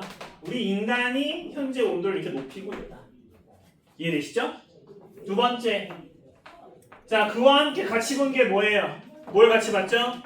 이산화탄소 농도를 같이 봤죠. 그죠? 이산화탄소 농도가 온도 그래프랑 역시 어떻게 됐어요? 거의 비슷하게 나왔죠. 그죠? 이 말은 역시 무엇을 우리에게 얘기해 주는 겁니까? 지구의 온도를 높이는 가장 주된 원인은 무엇이다? 그렇죠. 이산화탄소라는 거죠. 그죠? 이산화탄소가 많이 늘어나면 그만큼 온도가 늘어나는 거고, 이산화탄소를 줄이면 온도가 감소하는 것이다. 이렇게 우리가 얘기했어요. 자, 이산화탄소 농도가 바로 지구 기온의 기준이다. 척도다. 이렇게 우리가 얘기할 수 있다. 하지만 뭐 미국 사람들이 이 말 듣고 죄송합니다. 저희가 잘못했어요. 이러지 않죠. 당당하게 우리 잘못 없는데 하고 이제 국제 환경 기구도 탈퇴하고, 그렇죠? 이런 식으로 뭐 지들 멋대로 하고 있는데 사실 우리 인간의 잘못이 맞다. 그죠? 자, 그러면 우리 인간의 활동 중에서도 특히 지구 온난화를 강화시키는 활동이 뭐가 있을까요? 인간의 활동 중에서 지구 온난화를 강화시키는 대표적인 우리 인간의 활동 첫 번째, 가장 여러분들이 잘 알고 있는 게 바로 뭡니까? 이산화탄소가 언제 많이 나와요? 그렇지. 공장이나 자동차 돌릴 때, 그지? 그때 우리 태우는 게 뭐야? 화석연료죠, 그죠? 석탄이나 석유, 천연가스 같은 화석 연료를 사용하면 당연히 거기에서 대량의 이산화탄소가 나오게 됩니다. 이 이산화탄소를 그래도 줄여줄 수 있는 존재가 바로 뭐죠? 그렇죠, 식물. 근데 식물이 한두 군 있다고 해서 그것들을 많이 없앨 수는 없죠. 식물들이 어떻게 있어야 돼요? 왕창 몰려 있어야 되죠.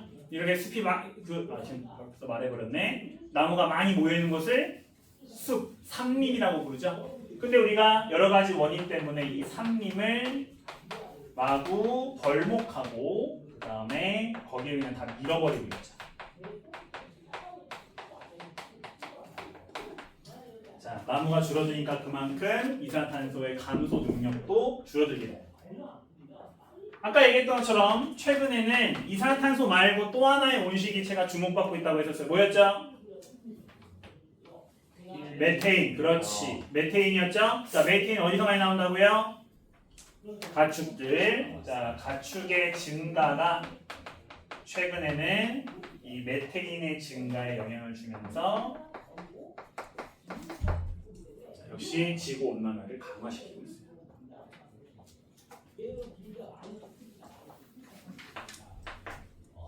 자, 지구 온난화의 영향과 피해예요.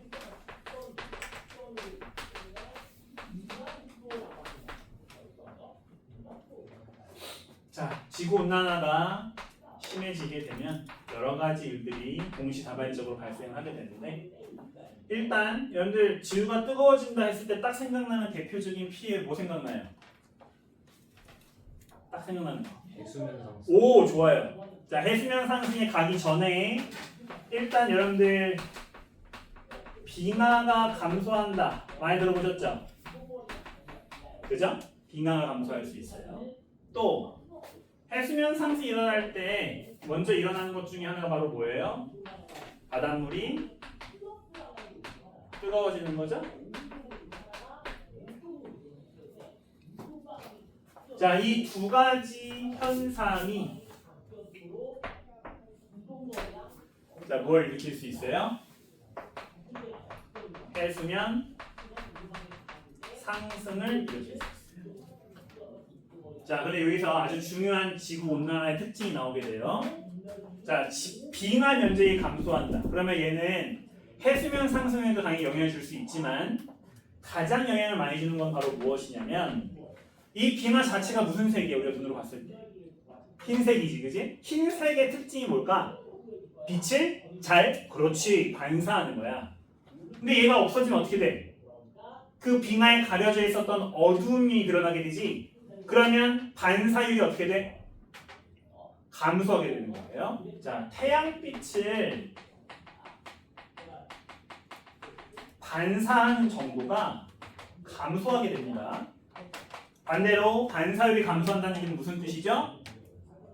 흡수율은 그렇죠? 증가한다는 뜻이죠. 우리 지구가 흡수한 에너지가 많아진다고? 그러면 우리 지구 온도가 어떻게 되겠어? 높아지겠지, 그렇지? 얘가 바로 뭘 다시 일으키는 거야? 지구 온난화를 일으키는 거야. 그러면 지구 온난화가 더 심해지고 그것 때문에 빙하가 더 높고 그러면 또 흡수율이 더 높아지고 지구 온난화가 더 강화되고 빙글빙글 돌게 됩니다. 우리나라 말로 이런 걸 뭐라 불러요? 일이 계속 악화되는 이 현상을 우리 뭐라 부르죠? 뭔가 할수록 계속 뭔가 일이 안 좋아져. 악순환이라는 표현 많이 쓰죠, 그죠? 지구 온난화가 바로 이 악순환의 대표적인 현상 중에 하나가 됩니다. 그렇죠? 자, 해수면이 상승하면 당연히 자, 해안 지역이 침수가 되고요. 자, 여기서 한 가지 조심하실 게 있어요. 자, 해수면이 상승하는 주된 원인을 제가 여기 두 가지로 얘기했는데 사실 빙하 면적의 감소는 해수면 상승에 그닥 큰 영향을 주지 않아요. 더 큰 영향을 주는 건 바로 뭐다? 해수 온도의 상승이에요. 온도가 높아지면 그에 맞게 물의 부피가 팽창을 하게 되고 자, 그로 인해서 해수면이 상승하는 것이 주된 원인이기 때문에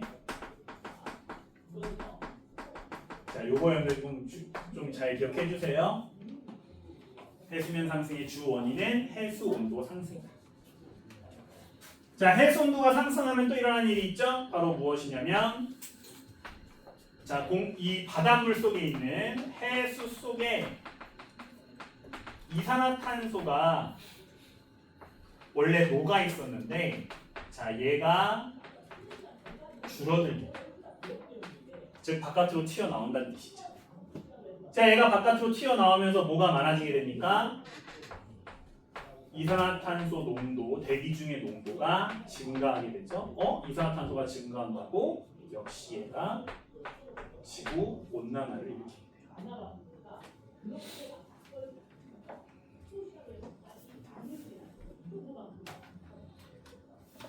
자, 이렇게 제가 지금 몇 가지 안 쓴 것도 있지만 이렇게 자, 지구 온난화는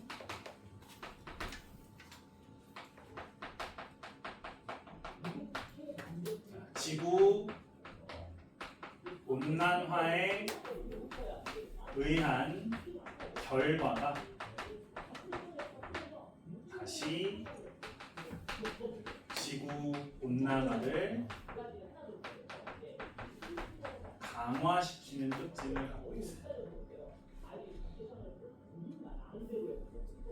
만약에 이대로 우리 지구 온난화가 심해지면 어떤 일이 일어날까요? 지구 온난화는 우리가 억지로 강화 안 시켜도 지가 알아서 강화가 돼요. 그죠? 때문에 자, 일정 시점 이후에는 더 이상 원래 온도로, 원래 기온으로 되돌아올 수 없어요. 많은 과학자들이 그 제한 시간을 약 2050년대 정도로 보고 있어요. 2050년대까지 우리가 이 지구 온난화를 좀 더 누그러뜨리지 못하면 그때부터는 우리가 아무리 과학 기술이 발달해도 더 이상 멈출 수 없을 것이다. 이렇게 이제 추측되거든요. 자, 그런데 이 내용은 방금 제가 써드린 이 내용은 지구 온난화의 아주 중요한 특징이긴 한데 출제 비율은 그렇게 높은 편이 아니에요. 그런데 뒤에 나와 있는 문제 중에서 얘는 정말 잘 물어봐요. 해수면 상승의 주된 원인은 무엇인가? 빙하 면적 감소가 아니다. 자, 물의 해수 온도의 상승이다. 자, 이걸 정말 잘 물어보기 때문에 이걸 여러분들이 좀 잘 기억해 보시면 좋을 것 같습니다. 자, 여기까지 질문 있으실까요? 괜찮나요? 그러면은 자, 이렇게 해서 1강의 지구 열수지와 지구 온난화에 대한 설명이 정리가 됐고요. 제가 중간중간 뒤에 나와 있는 예제를 풀기 위해서 몇 가지 강조한 내용들이 있었어요. 자, 그 내용들 여러분 잘 기억해 보시면서 예제 문제 풀어보시면 좋고, 뒤에 C단계 기출문제에서는 조금 해석이 이상한 문제들이 있어요. 그래서 여러분들 C단계 문제는 너무 답에 연연하지 마시고 AB 단계 위주로 한번 잘 정리해서 풀어보시고요. 앞에 있는 내용들을 잘 암기해서 풀면 어렵지 않게 풀어나갈 수 있는 문제들이 대부분이니까 한번 풀어보신 다음에 다음 주에 우리 질문 피드백 받을 때 모르는 거, 잘 이해 안 되는 것들 저한테 다시 한번 물어보시면 좋을 것 같습니다. 자, 왼쪽부터 지우고 2강을 할게요. 2강 오늘 다 하지 않을 거고요. 2강 앞부분 조금만 할 건데 2강도 약간의 배경 지식이 필요해서 제가 그 내용 위주로 오늘은 2강 살짝만 하고요. 다음 주에 2강을 마무리할 거고, 과제는 딱 1강까지만 마무리해 오시면 됩니다. 2강은 안 풀어오셔도 괜찮아요.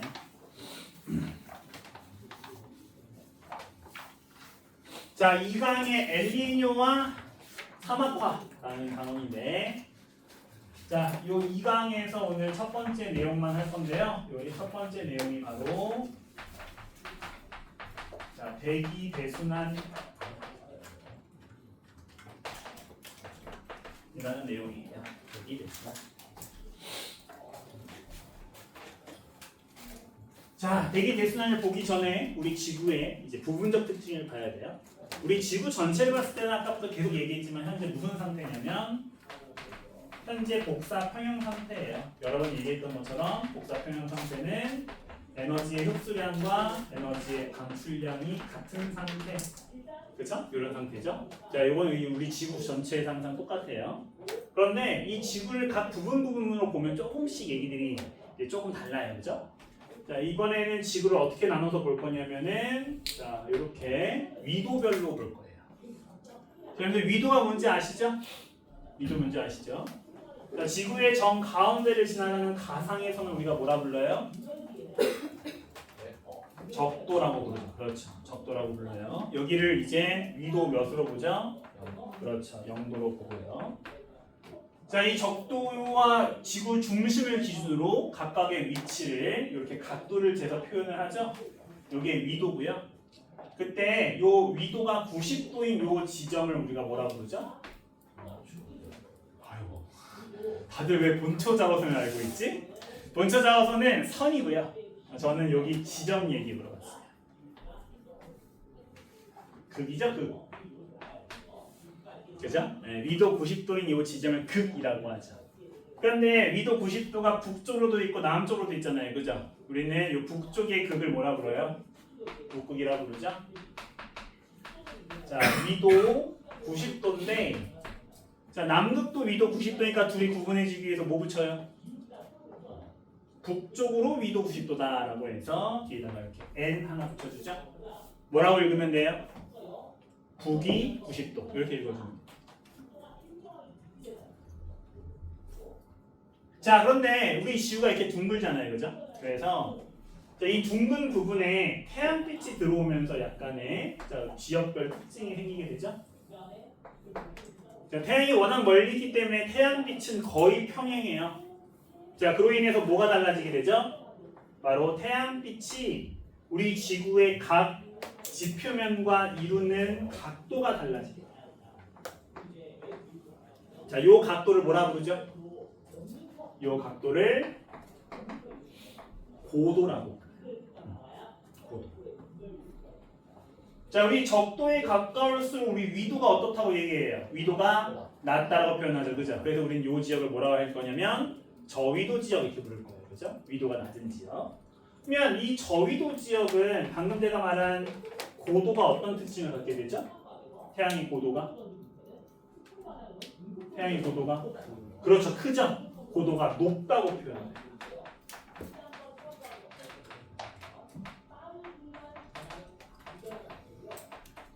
그 반대로 자 위쪽에 북극에 가까울수록 여기를 무슨 지역이라고 부를 거고 고위도 지역이라고 부를 거고 당연히 여기는 태양의 고도가 어떨까요? 낮겠죠? 그렇죠, 고도가 낮아요. 그러면 이 고도에 따라서 뭐가 달라지죠? 고도에 따라서 뭐가 달라져요?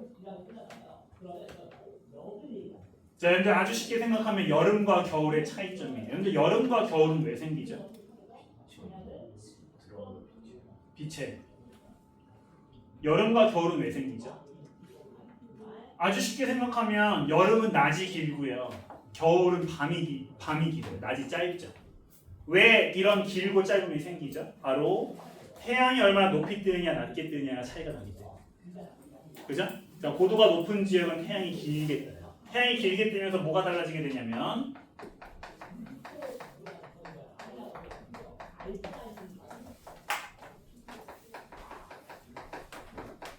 자, 면적당 태양 에너지가 커지게 되고 그러면 고도가 낮은 지역은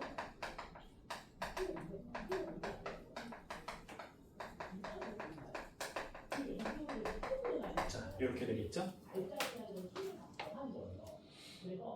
자, 말을 어렵게 쭉 썼지만 어려운 말들을 몇 개 썼지만 결국 이 말의 최종적인 요약은 저위도엔 자, 에너지가 많이 흡수되기 때문에 기온이 높고 고위도는 반대이기 때문에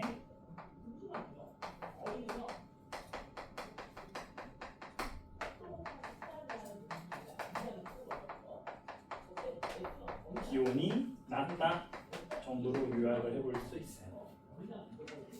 자, 이게 다 왜 이렇게 이런 일이 생겼다? 우리 지구가 둥글기 때문에.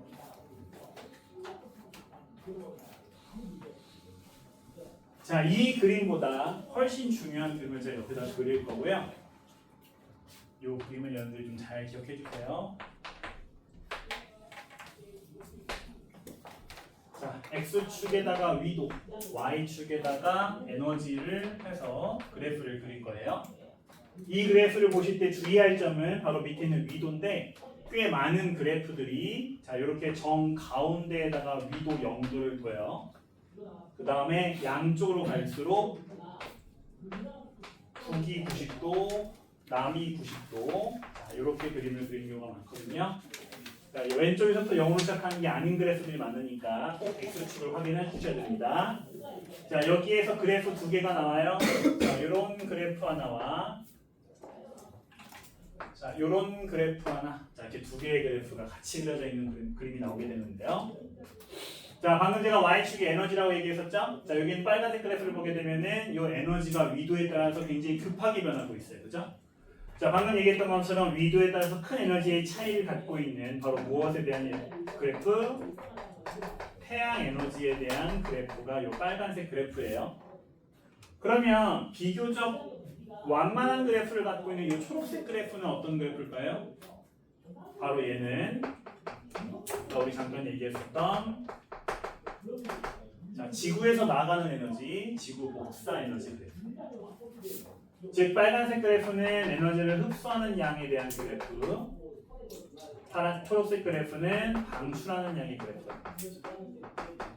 자, 그러면 자, 이 부분을 한번 볼까요? 자, 이 부분 보시면 자, 위도가 낮은 지역이라고 얘기할 수 있을 텐데 자, 이 지역은 에너지를 흡수하는 양이 방출되는 양보다 커요.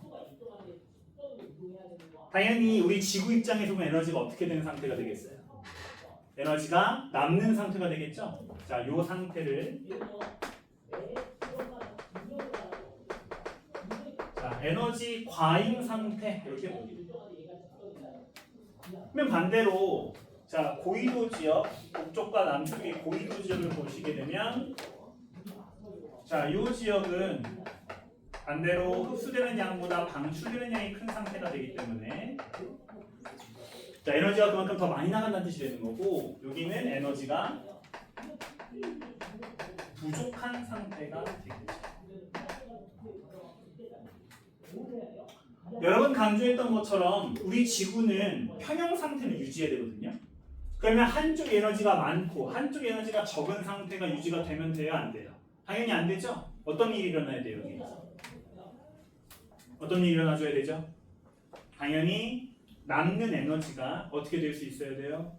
그렇죠. 부족한 곳으로 이렇게 이동해 줄 수 있어요.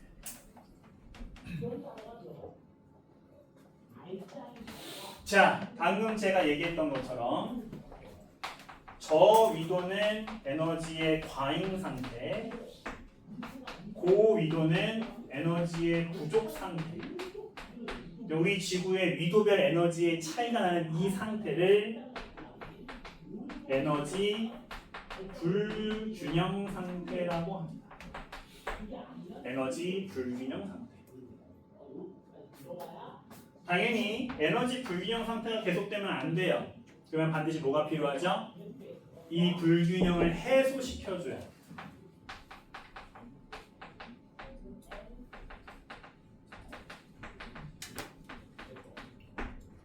자, 그러기 위해선 남는 곳에 에너지를 어떻게 해줄 수 있어야 돼?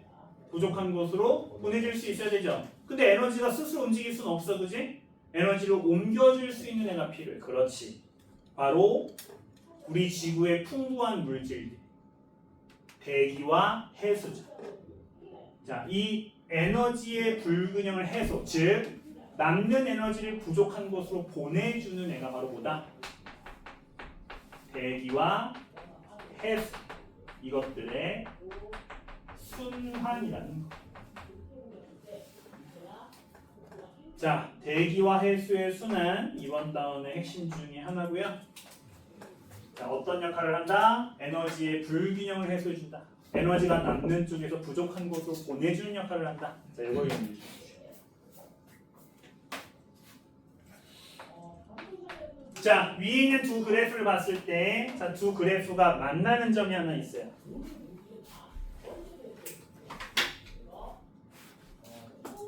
그죠? 자, 요 점이 대략 위도가 몇 도 정도냐면 약 38도 정도. 위도 38도. 자, 위도 38도. 일단 위도 38도 어디 근처예요? 우리나라 근처예요. 자, 우리나라가 38도 선이 중앙 정도니까, 그죠? 우리나라 근처로 볼 수 있겠죠? 자, 두 개의 그래프가 만나고 있어요. 그래서 이 점을 기점으로 한쪽은 과잉, 한쪽은 부족. 그리고 이 둘 사이에는 뭐가 일어나고 있죠? 에너지의 이동이 일어나고 있죠. 그죠? 그러면 이 38도 지점에서의 특징은 바로 뭐다? 이러한 자, 에너지의 이동의 양이 지구 전체에서 가장 크다. 에너지의 이동량이 가장 크다는 건 다른 말로 뭐 의미해요? 에너지를 이동시키는 게 누구라고 했죠? 대기와 해수라고 했었죠. 그죠? 그러면 에너지의 이동이 크려면 대기와 해수의 순환이 어때야 된다? 활발해야 된다는 얘기겠죠. 그죠? 대기와 해수가 순환하면서 일어나는 게 바로 뭐죠? 기상현상이죠. 바로 이 지점에 기상현상의 변화가 굉장히 급격하다. 자, 이런 기후적 특징을 설명해 볼 수가 있습니다. 자, 제가 아까 강조했던 것처럼 왼쪽에 있는 요 그림 상황보다 방금 제가 그린 요 그래프의 상황이 정말 중요하고요. 오늘 과제 1강에도 요 그래프에 관련된 예제 한 문제가 포함이 되어 있어요.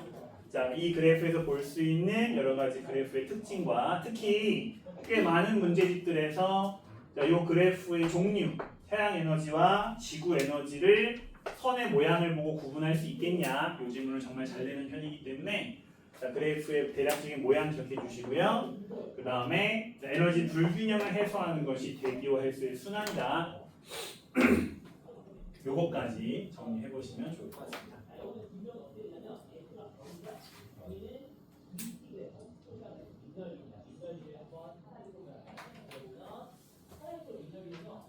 있을까요?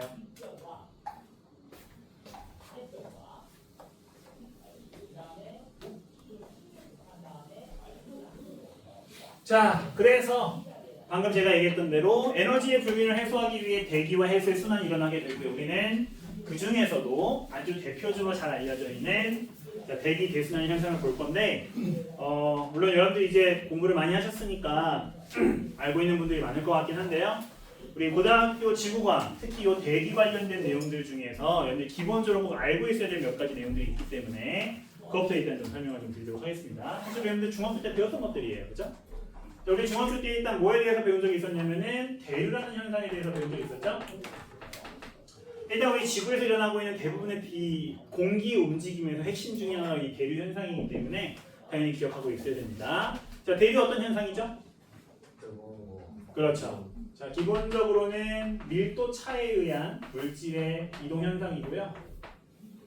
방금 얘기했던 것처럼 자, 따뜻한 고온의 기체는 밀도가 작기 때문에 상승하고,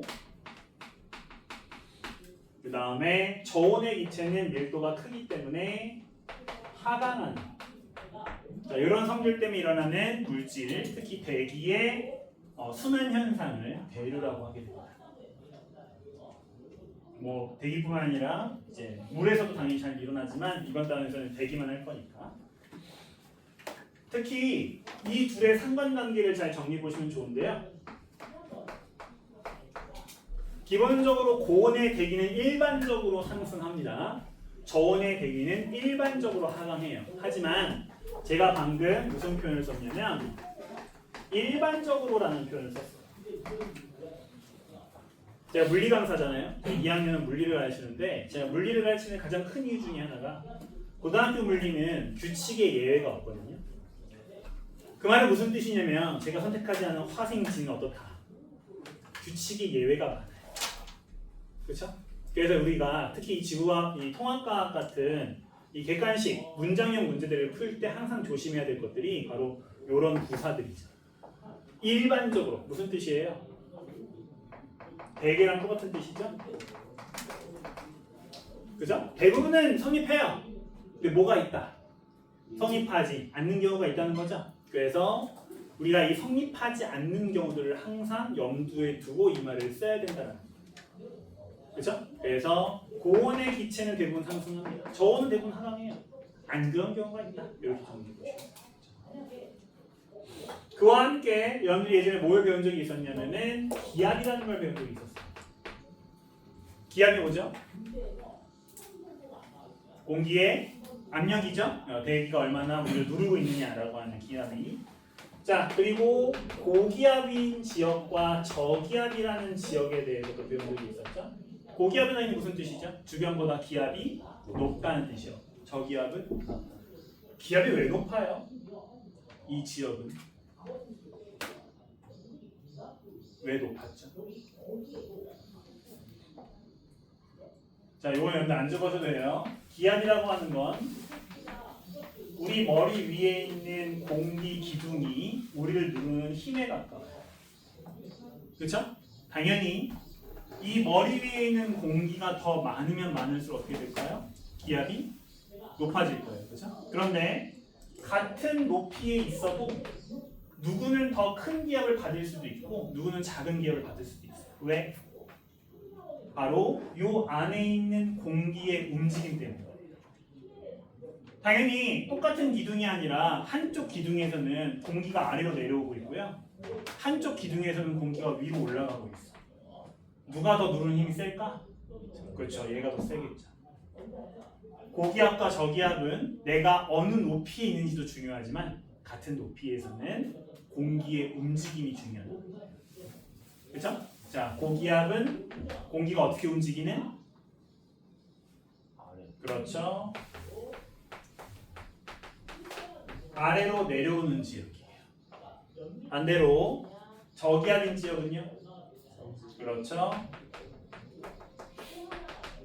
자, 그런데 이 공기가 상승한다라는 말에서 역시 우리 중학교 때 배웠던 내용 한 가지가 이어져요. 공기가 상승하면 생기는 현상.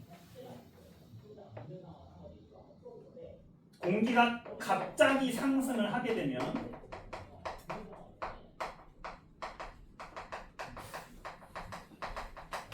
자, 단열 팽창이라는 현상이 생겼었어요.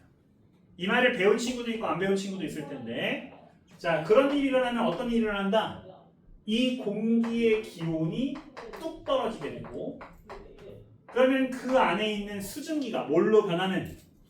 물방울로 변하는 이 현상을 뭐라 불렀죠? 공기 중에 수증기가 물방울로 변한다. 네, 수증기의 음결이라고 불렀었죠? 이 현상이 일어납니다. 자, 여러분들 이거 완벽하게 아실 필요는 없어요. 하지만 뭘 기억하고 있어야 되냐면 공기가 상승하면 음결이 일어난다. 음결이 일어난다는 건 무슨 뜻이야? 물방울이 생겼다는 건 무슨 뜻이지 얘들아? 뭐가 생겼다? 구름이 생겼다. 그치? 구름이 생기면 뭐가 오지? 눈이나 비가 오지. 그치? 그러면 그 지역은 어떤 지역이 되는 거지? 눈과 비가 오면 당연히 습한 기후가 되겠지. 뭘 강조하고 싶냐면 우리는 어떤 지역에서 생기는 기압의 특징, 이걸 뭘 보고 확인할 수 있고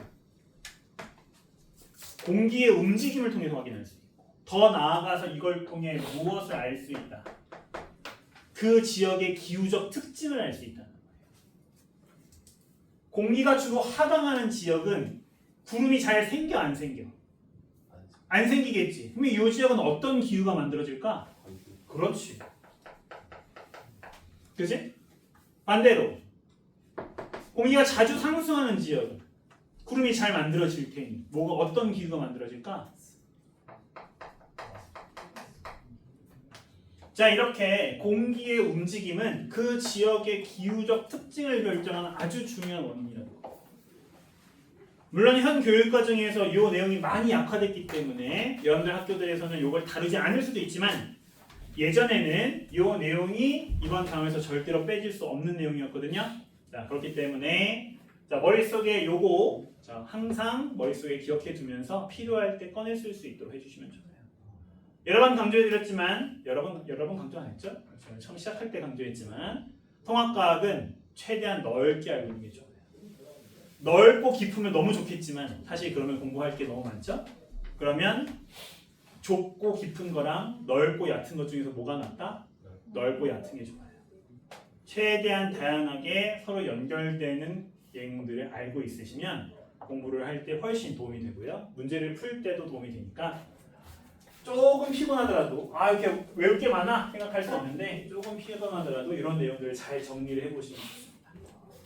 자, 요 내용을 기본으로 한 상태에서 자, 다시 우리 지구 전체 모습으로 돌아올 거예요. 북반구 전체 모습으로 돌아올 거예요. 우리 아까 앞에 있는 그림에서 무슨 결론이 나왔냐면 결국 저위도는 온도가 높다 낮다, 고위도는 온도가 높다 낮다. 그렇지. 온도가 높다고? 그럼 여기서 뭐가 일어나야 되지? 뭐가 일어나야 돼? 여기 일어나야 되지. 그치? 온도가 높다. 기본적으로 뭐가 일어나? 상승이 일어났어. 그쵸? 온도가 낮대. 기본적으로 뭐가 일어나야 돼? 하강이 일어나. 자, 그러면 여기서 하강하고 여기서 올라가니까 당연히 공기 흐름이 어떻게 만들어져야 되겠어? 여기 이제 북쪽인데 북극에서 우리 적도로 쭉 바람이 부는 이런 움직임이 만들어져야 되겠네. 그지? 자, 이런 식으로 한 바퀴를 삥 도는 움직임이 만들어져야 될 것 같지? 그지? 그런데 실제로는 그렇지 않다는 거야. 왜 그렇지? 알고 있는 것 같아. 왜 이렇게 전체의 공기가 다 움직이지 못하지? 바로 우리 지구가 뭐하고 있기 때문이냐면 자전하고 있기 때문에. 자, 여러분들이 그 커브를 돌고 있는 자동차를 타고 있다고 생각을 해보세요. 자, 자동차가 이렇게 삥 돌아. 그지? 그러면 그 안에 있는 나는 뭘 느끼지?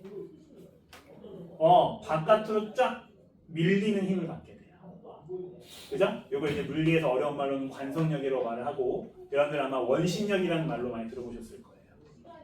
우리는 지구 위에서 태어나서 지금까지 살고 있기 때문에 못 느끼지만 사실 지구도 어떻게 하고 있어요? 굉장히 빠른 속도로 돌고 있어요. 그죠? 그러면 이 지구에도 쉽게 말하면 뭐 하고 있는 거예요? 계속 커브를 돌고 있는 거예요. 그러면 그 위에 있는 공기나 사람들도 항상 뭘 받고 있다? 이 쏠리는 힘을 받고 있다. 그래서 여기는 이 공기들이 똑바로 못 움직여. 가다가 중간에 끊기는 거예요. 그래서 자 여기 올라간 공기가 웬만하면 북쪽까지 가야 되는데 가지 못하고 떨어져 버려. 중간에 꺾여 버려.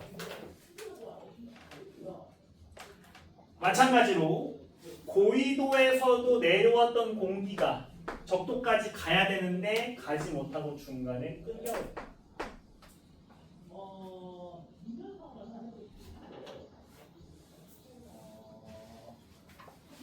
자 그러면 자 이렇게 빙글빙글 도는 공기 흐름이 만들어졌죠? 그렇죠? 자, 요 흐름의 이름을 뭐라고 부르냐면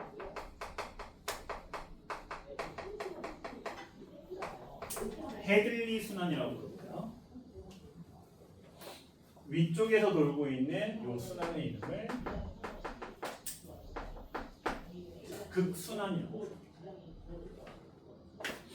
자, 헤들리 순환은 왜 생겼다고 여러분 간단하게 얘기해 볼 수 있겠어요? 얘는 왜 생겼죠? 그렇죠. 바로 어느 지역에서의 적도 지역에서의 이 공기의 상승이 주된 원동력이다라고 우리가 얘기할 수 있겠죠. 반대로 극순환은 뭐가 주된 원인이라고 볼 수 있겠어요? 그렇죠. 공기의 하강, 극지방에서의 하강 기류가 주된 원인이라고 볼 수 있겠죠. 그런데 자 이렇게 제가 그림을 그려놨으니까 이제 뭐가 비어요? 가운데가 비죠? 여기는 원동력이 없어요. 적도만큼 뜨겁지도 않고 극지만큼 춥지도 않아, 그지? 그런데 마침 옆에 있는 얘네 둘이 뭐 하고 있어? 돌고 있어. 그럼 얘네들이 뭐 하는 거야? 같이 도는 거예요. 그렇죠?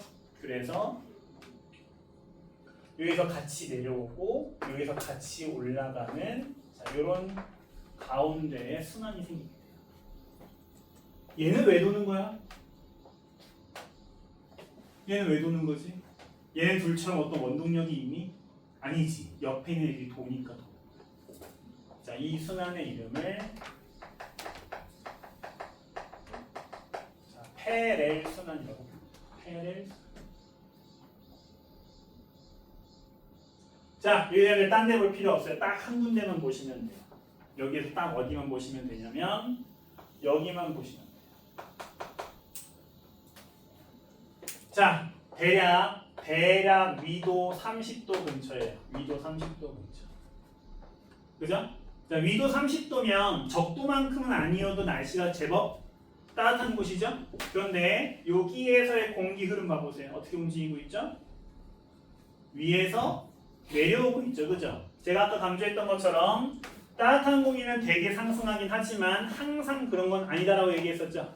네. 바로 주변에 있는 공기 흐름 때문에 여기서는 비교적 따뜻한 지역임에도 불구하고 하강하고 있습니다.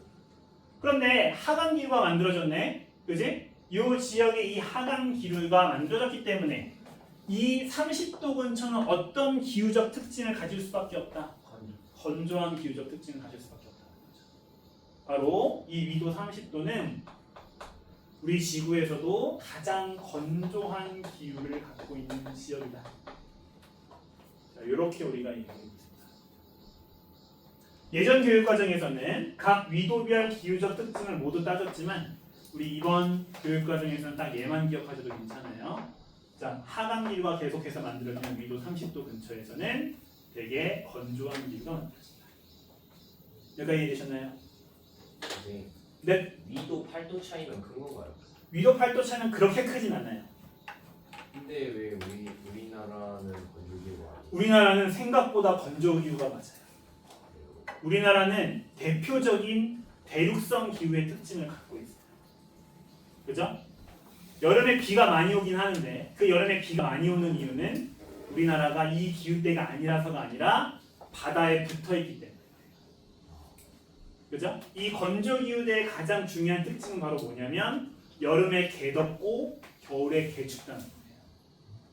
그죠? 왜냐하면 물이 별로 없다는 것은 온도 변화가 크다는 뜻입니다. 그죠? 그래서 요 기후대가 대부분 건조기후인 건 맞지만 바다에 접해 있는 지역은 각각의 지역마다 조금씩 다른 특징을 가져요. 그죠? 네. 좋은 질문인데 그래서 우리나라는 기본적으로 건조기후에 가깝지만 다행히도 삼면이 바다라서 다른 나라들은 물이 부족하고 이러진 않아요.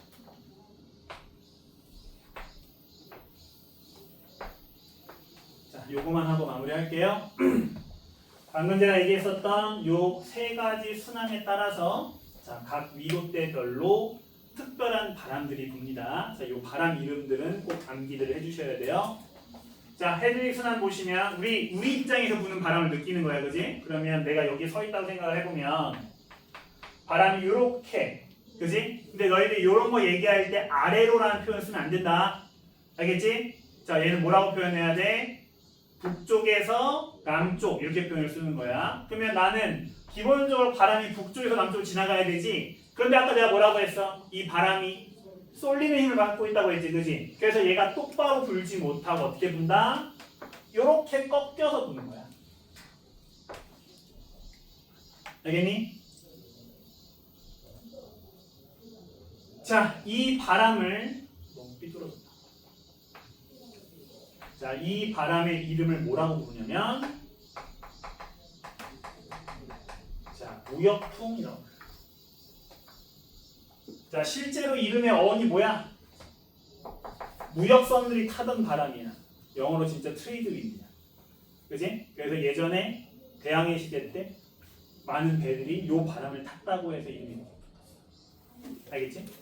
자, 이거 말고 이런 이제 특별한 이름 붙이기 말고 너희들 기본적으로 이 바람의 이름 붙일 때 뭘 가지고 바람의 이름을 붙이니? 그렇지, 방향, 그지? 바람의 방향은 뭐가 기준이야? 뭐가 기준이야? 출발하는 쪽이 기준이야. 가는 쪽이 기준 아니야, 그지? 그러니까 얘는 어디서 불어온 바람이야? 그렇지, 북동에서 불어온 거야, 그지? 그래서 자, 그냥 무역풍 말고 북동 무역풍 이렇게 부릅니다.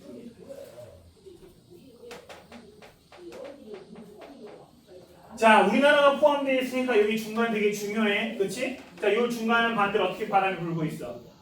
이렇게 북쪽으로 불고 있지, 그지? 이 북쪽으로 부는 바람도 역시 꺾여진단 말이야. 그래서 바람이 이렇게 남서쪽에서 불어오는 바람이 부는데, 자, 이 바람의 특별한 이름은 바로 아마 많이 들어봤죠? 편서풍. 요즘 기상 예보 같은 거 보는 사람 별로 없겠지만, 그지? 기상 예보 잘 보면 우리나라 근처를 지나가는 태풍들이 다 어떻게 움직여? 요즘 우리나라 태풍 안 오지. 너희 태어나기 전에 태풍이 우리나라 진짜 많이 왔는데 태풍이 대부분 이렇게 왜 그럴까? 뭘 타고 오기 때문에 처음에 뭘 타고 오다가 처음엔 무역풍을 살짝 탔다가 뭘 타기 때문에 편서풍 타기. 요즘에는 우리나라까지 못 오고 이렇게 가지. 맨날 일본 통과할 때 태풍이 이렇게 통과하는 거 본 적 있니? 그치? 없지. 그치? 태풍 무조건 남쪽에서 북쪽으로 통과하거든. 왜 그렇다? 우리나라와 일본은 편서풍 지대이기 때문에. 자, 이렇게 우리나라 기후에 꽤나 큰 영향을 주는 바람이 편서풍. 자, 위쪽 바람은 그렇게 중요하진 않지만 같이 세트로 외워주면 좋죠? 자, 무역풍과 거의 비슷한 방향으로 바람이 불고요. 이 바람의 이름은 극동풍이라고 합니다. 자, 우리 다음 시간에 우리 엘니뇨라는 현상을 제대로 볼 때 굉장히 중요한 현상이 얘예요. 바람. 알겠죠? 자, 이 바람들은 언제 부는 바람이죠? 이 바람들은 언제 불까요?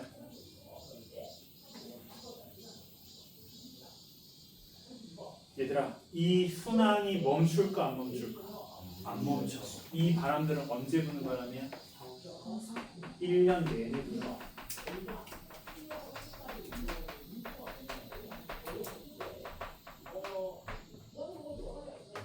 자, 제가 지금 계속 북반구만 그렸어요. 그죠? 남반구는 어떻게 생겼을까요?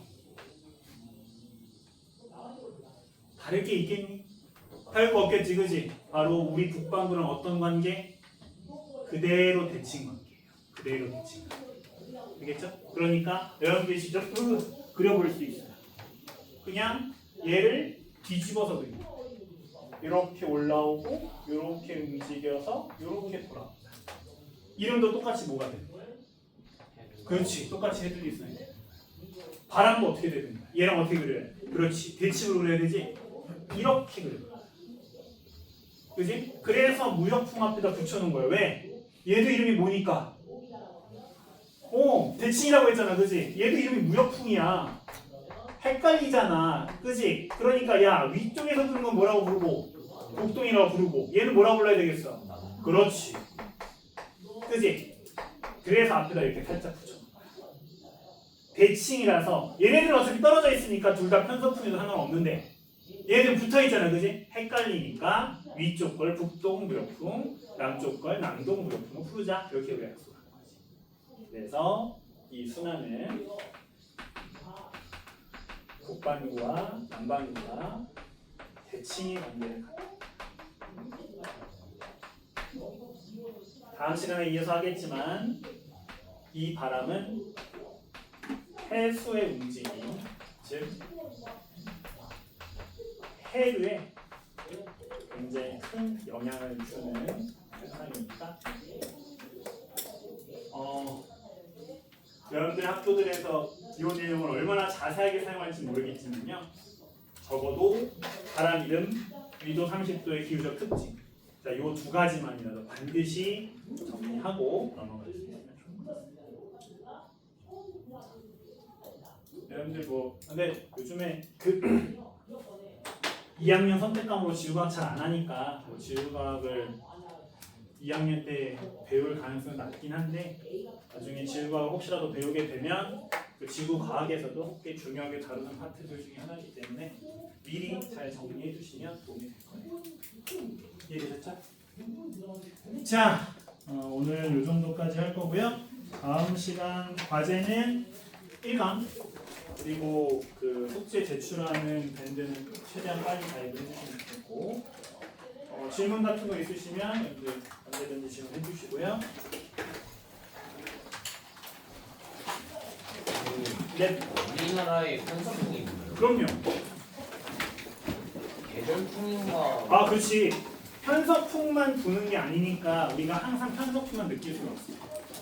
편서풍이 계속 불고 있는데 여기에 이제 딴 바람들이 막.